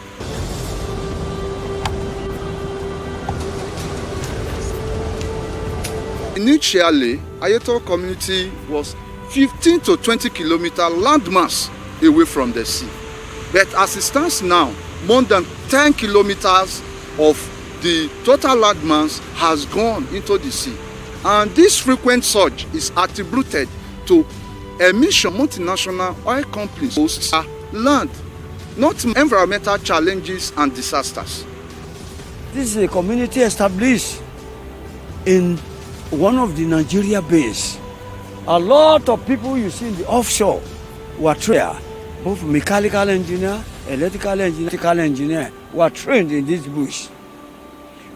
Yes, this bush, I call this place bush. And this is the second approved by the IWD, which is now Minister of Transport. IWD means the Inland Waterway Department. That is the colonial time. This place is like small London. So, and our primary occupation here is fishing. You can see now, everything now has been eroded. Some of our fishermen, they have went to other places to find for their source of livelihood.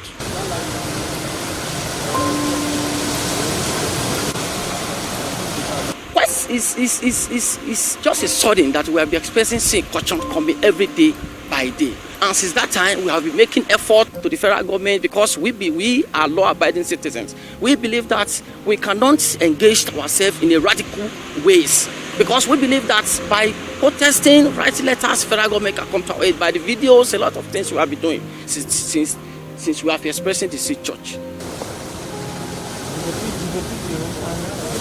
I'm shooting. That area, that is the iconic worship center. Yeah. That wood, that is the iconic worship center. Over there, we have the community service center here, over there. Then at the same time, the major streets where other minor streets were linked to has been permanently submerged by the ocean surge.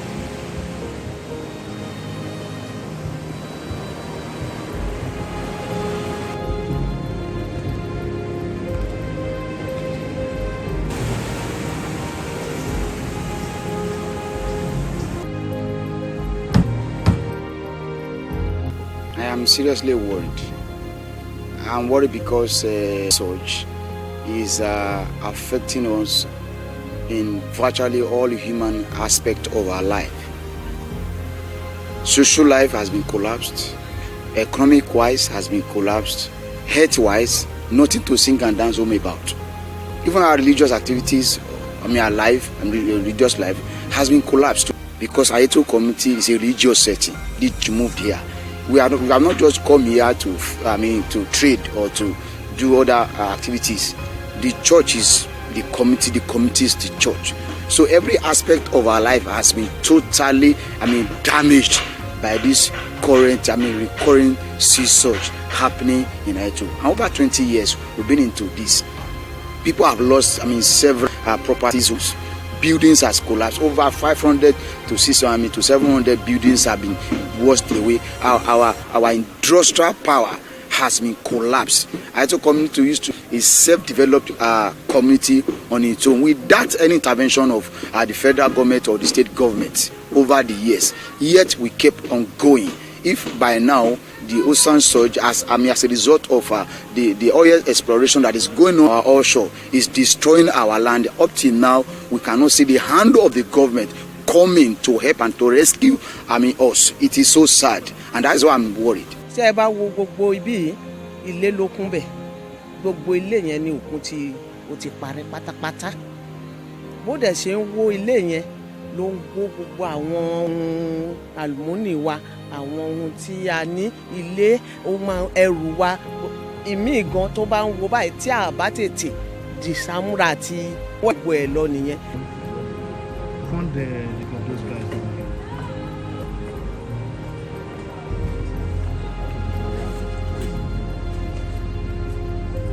Of those guys.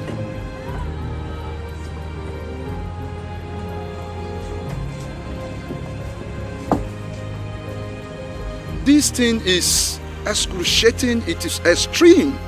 In fact, every blessed day, people used to die because of the thinking that the community that was founded at their present has been eroded. So it is extreme, it is serious, it is harrowing. My father's house happened to be the extreme house before the Atlantic 2007, that was when we lost it. It's highly devastating. Even the one that belonged to my grandmother, we lost. That was along primary. So I've been affected. I'm highly devastated. Now I'm a tenant in my hometown. Imagine how it is. It's highly devastating. We need support of the entire world to save this. It's a very serious situation.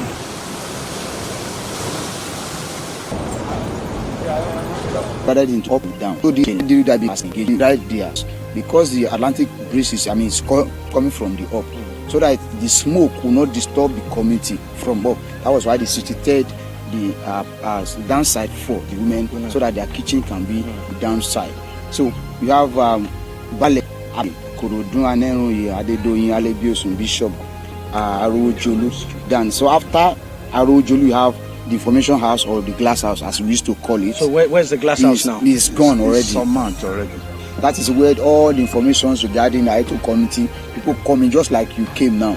All the information about your trip, what you are going to do, when you are going to, you go back, so it will be documented before you go into the community. That was how it was done then. Then the city hall or civil center, they too, all of them have gone. After the city hall, you have Ojomo Street is gone too. So behind Ojomo, we have the church building, the church street and the church building. Very important. Very important. That is where dictated that night of January 12, 1947. They started when they came in. Now we have Akinjo, you have Ajayi. Then in Ajayi Street, you have the first Ogelo Palace built with wood. So that one is gone too. We have the Olowo Jai. You have making industry, shoemaking industry. One industry. You have the clothing making industry too. So that one's gone. Olowo Jai, behind it is the shoemaking and the cloth making. Olowo. We have Omogbenwa. Then after Omogbenwa, we have a carpentry workshop. So the carpentry workshop too is currently threatened. Half of it is gone into the sea. And then you have Tobase. Then after the Tobase street there, you have a mini supermarket. There's a mini supermarket there. So after the mini supermarket is where you have Oyetomi Street. So from the upside, where's the mini supermarket? This is just behind the what's it called? But it's still there. We can still find it there. So after the what's called the mini supermarket, you have Oyetomi main side. The main streets. Oyetomi Street is the only surviving street you can find up, and it's been threatened. It's threatened. In almost we only have just 2 buildings. That is where my mother's father's house was situated, and it has been eroded. Just 2 houses. And your fear now is that this side, where the female side might be affected. So it's like everybody has this side now. Yes. So most of the male now, they are actually residing with their wives.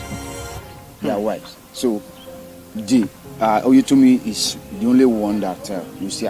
Then from the downside where you have the and this broad street is no longer existing. It's gone completely.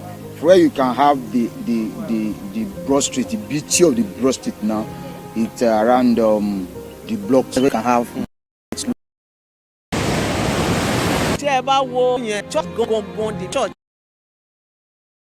Where all the worship God, because that was the lesson our forefathers received. This place is a Christian utopian religious community for the service of God.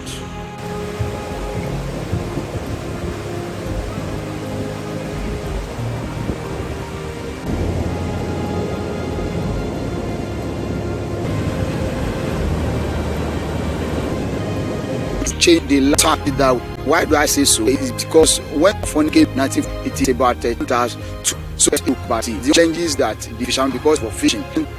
So it has actually changed. The landscape. This is the community we has ravaged by the sea surge. Now that place, that is the bakery that month. The sea surge has ravaged this, and we've relocated to another place. So it is serious. That is the powerhouse. It has been affected, greatly affected by those surge. We also have dockyard over there where marine boats were built in the past. That place has been submerged as well. So all our social cultural activities has gone. The secondary schools has been relocated for about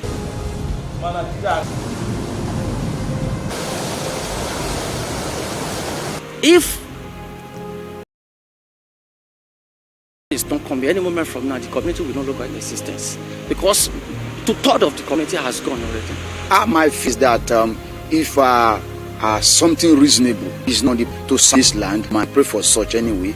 The community might go into action. We don't want that because Ayeto community has helped the federal government, even the West Africa, in terms of marine. Because when Ayeto was having a technical school, the Ayeto community has trained experts in engineering, and they are serving all in our offshore.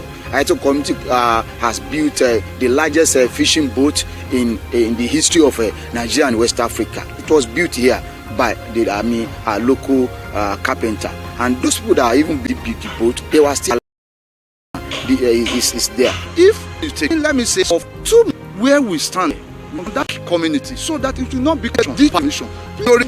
See, we are begging all relevant agencies to please come to our aid. And now to state government immediate extension.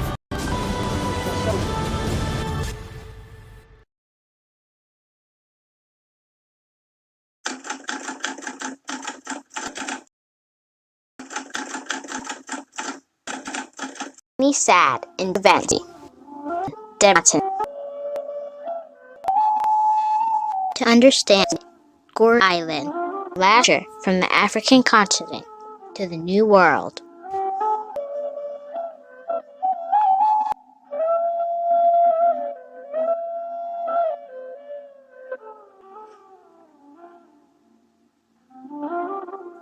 Boarding the ferry to Goree Island. This is no slave ship, but it is no less built to capacity. But this time, with goods, traders, and for a hint animals. Even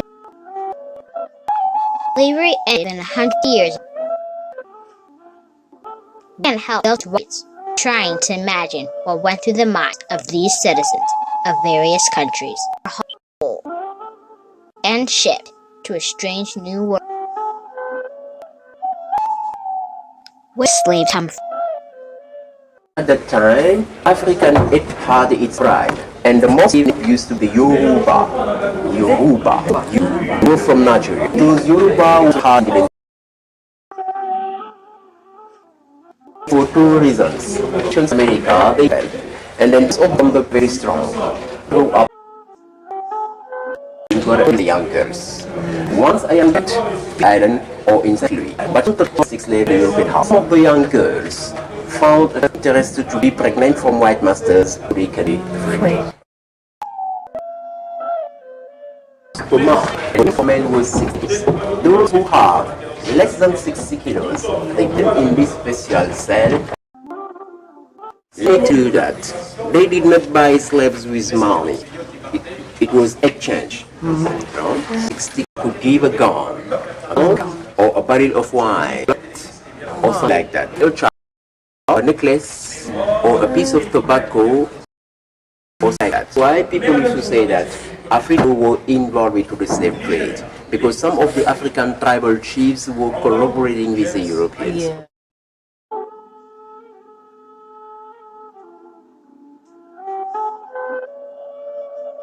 And here, those who fought against their masters, they put them inside to punish them. As you can see, they put them up inside because of the hope. We welcome in this house Nelson Mandela. And then Mandela came inside, he in for about 5 minutes. But he came out, Mandela was right and left. You have the way to be at the front door. It's meant them to America never come. The boat could not get near. I saw shipment to escaping into bags because the 28 wants a slip just to avoid the threw him into Antarctic Island. I tell you that every 6 to 8 to 300 years always they transit through Goree Island to America, and 6 months because of bad trade.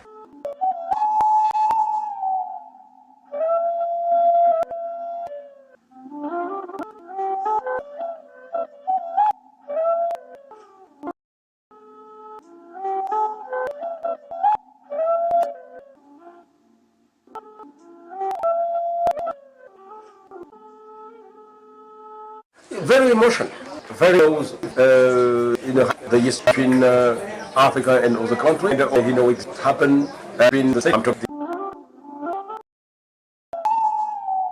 Island.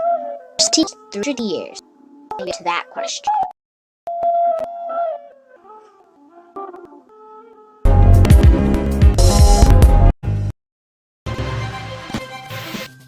Emi Owosheni. Recently, the Anabate led the stakeholder of the Fumi Peace Foundation, DLM, confirmed indigenous killings. So the governor is entirely to person group without his doors in their interest and safety, and into the state of Benue State and management back at such events.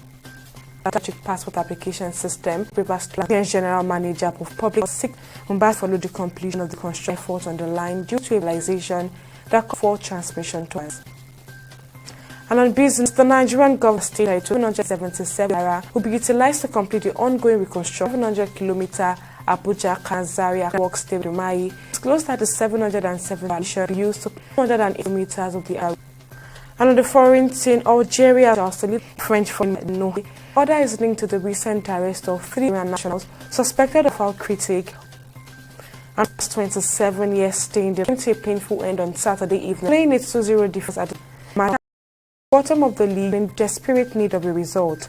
This in lobby posed the poorest statistic in the league, with the lowest wave, the fewest goals scored of, and the most losses of 18, and the lowest. That is clear. You at the top of the hour.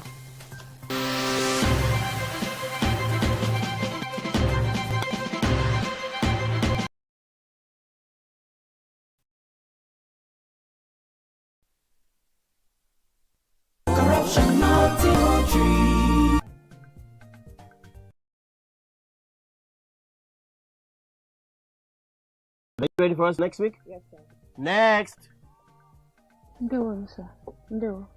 What? Look, what we need here is one who can speak fluent. I need him. Be my beauty. Angel, not Angel. Please, I'm done with you. Excuse us. Kemi was there.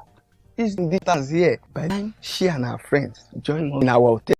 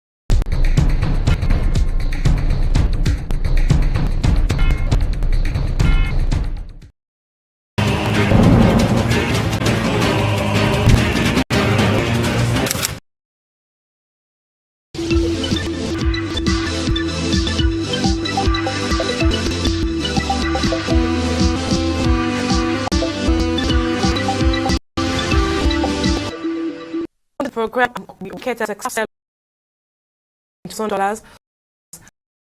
Now, because of $1,000 shortly becomes your compressed natural gas in to attract into Nigeria's alternative officials, men state express confidence that sent in the settle. TV360 Victoria. President launched by President is compressed response to the removal of subsidies and rotation. Continued inflows as its target. He added that it expected incrementally expand Nigeria's capacity to transition vehicles petrol to gas. To further bolster this base infrastructure, we have co-opted our private sector partners to deploy over 150 new refueling locations in the next 18 months. NPC have already deployed 12 sites with this quarter, making it over 24 months to be deployed across the country. NIPCO has imported equipment for 32 daughter stations with operation and 8 under construction. Bovas are 8 under construction. AOI Shafa has completed 1 and 9 under construction. Like a oil, additional mechanical stations. Respond to concerns of fuel availability by additional NNPC investment in the daughter station. It's already close to $1 million last 1 month alone, right? So we continue increasing investment.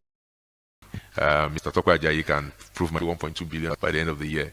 The U.S. the initiating with Stream and Gas Infrastructure Fund GNG service 20 trillion training. Staff and members, we made the first 6 units are already on at the end of this quarter. Conversion kits have been needed current.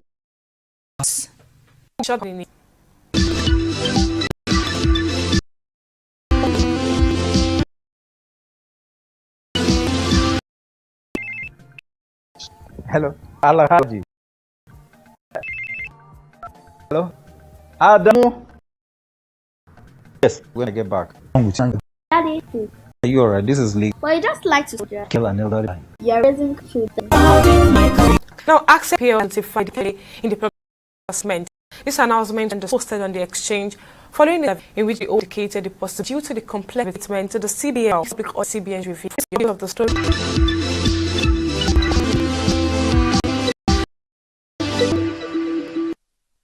Years, we have built a multi-center. It's the 20 that even the constituency project ideally verification of projects amounts for you and I. This is the goal to if you don't now come up, if you don't now come up. Baseline tariff on all duties. Now this new police act a 14% tariff when compared to the 27%. The US claims it fits. The US claims it fits orthodoxy. Meanwhile, a media announcement of sweep trade representatives all Nigerians import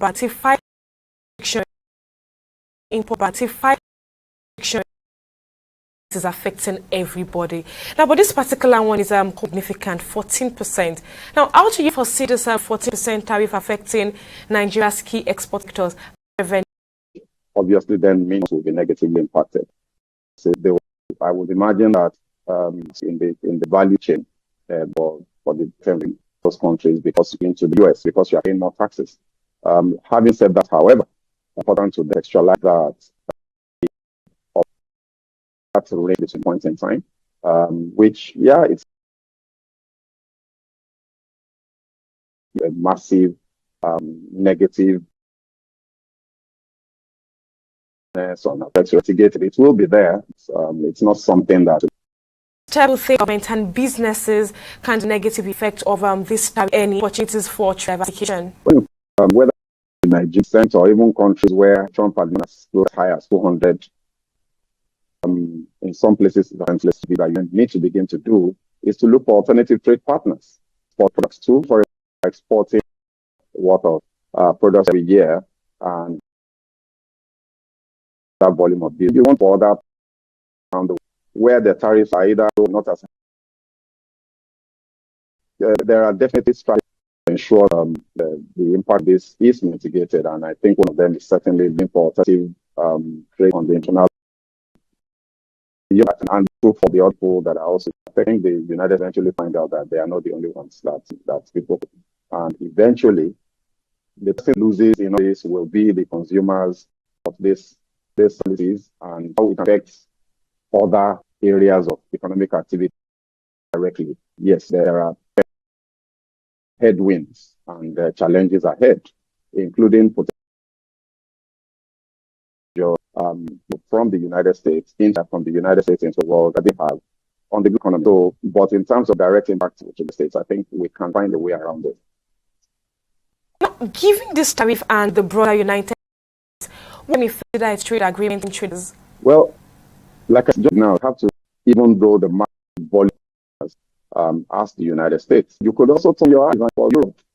Ultimately, you have to find alternative necessary additional costs, additional expenses that the tariff was about and the United States. So, like I said before, 5% of our total volume. For me, I think you can easily spread that aspect to be it. What that basically means to the government, to the people that are buying their product in the United States. So, in the necessarily have to drop a hit at the tariffs, even if particularly you're operating. I think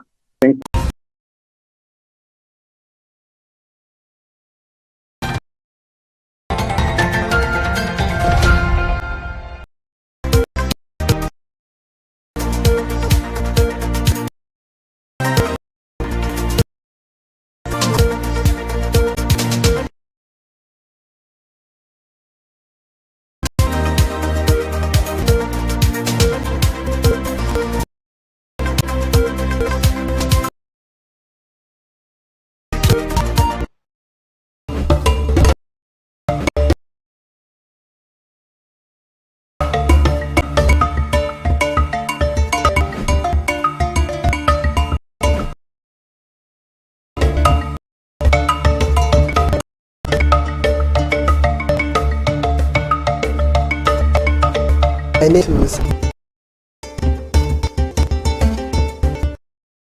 I moved on to Kano with me.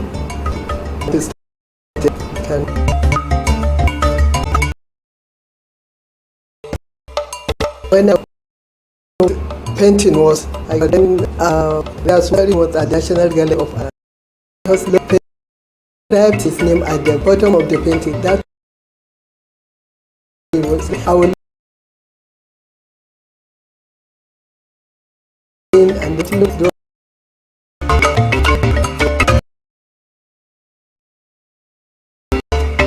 Possibly it is only in painting is related.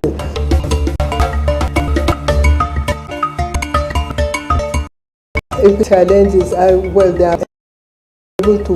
The man I'm also to long as a film, the lecture encouraged me to. So I need to come today.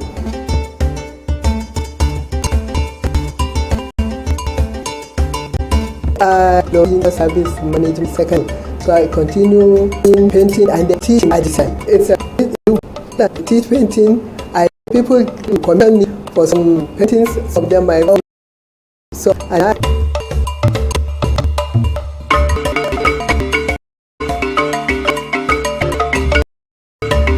as I've earlier mentioned, you have been teaching in my painting free of free, and then I do teach them your coach.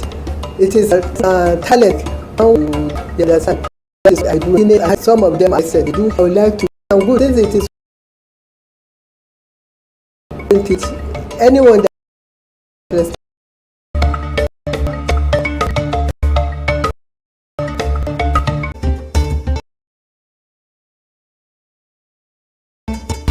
for over 30 years.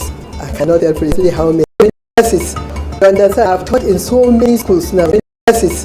You understand? I've taught in so many schools now. For the past 30 years now, I cannot tell. I've taught a lot of.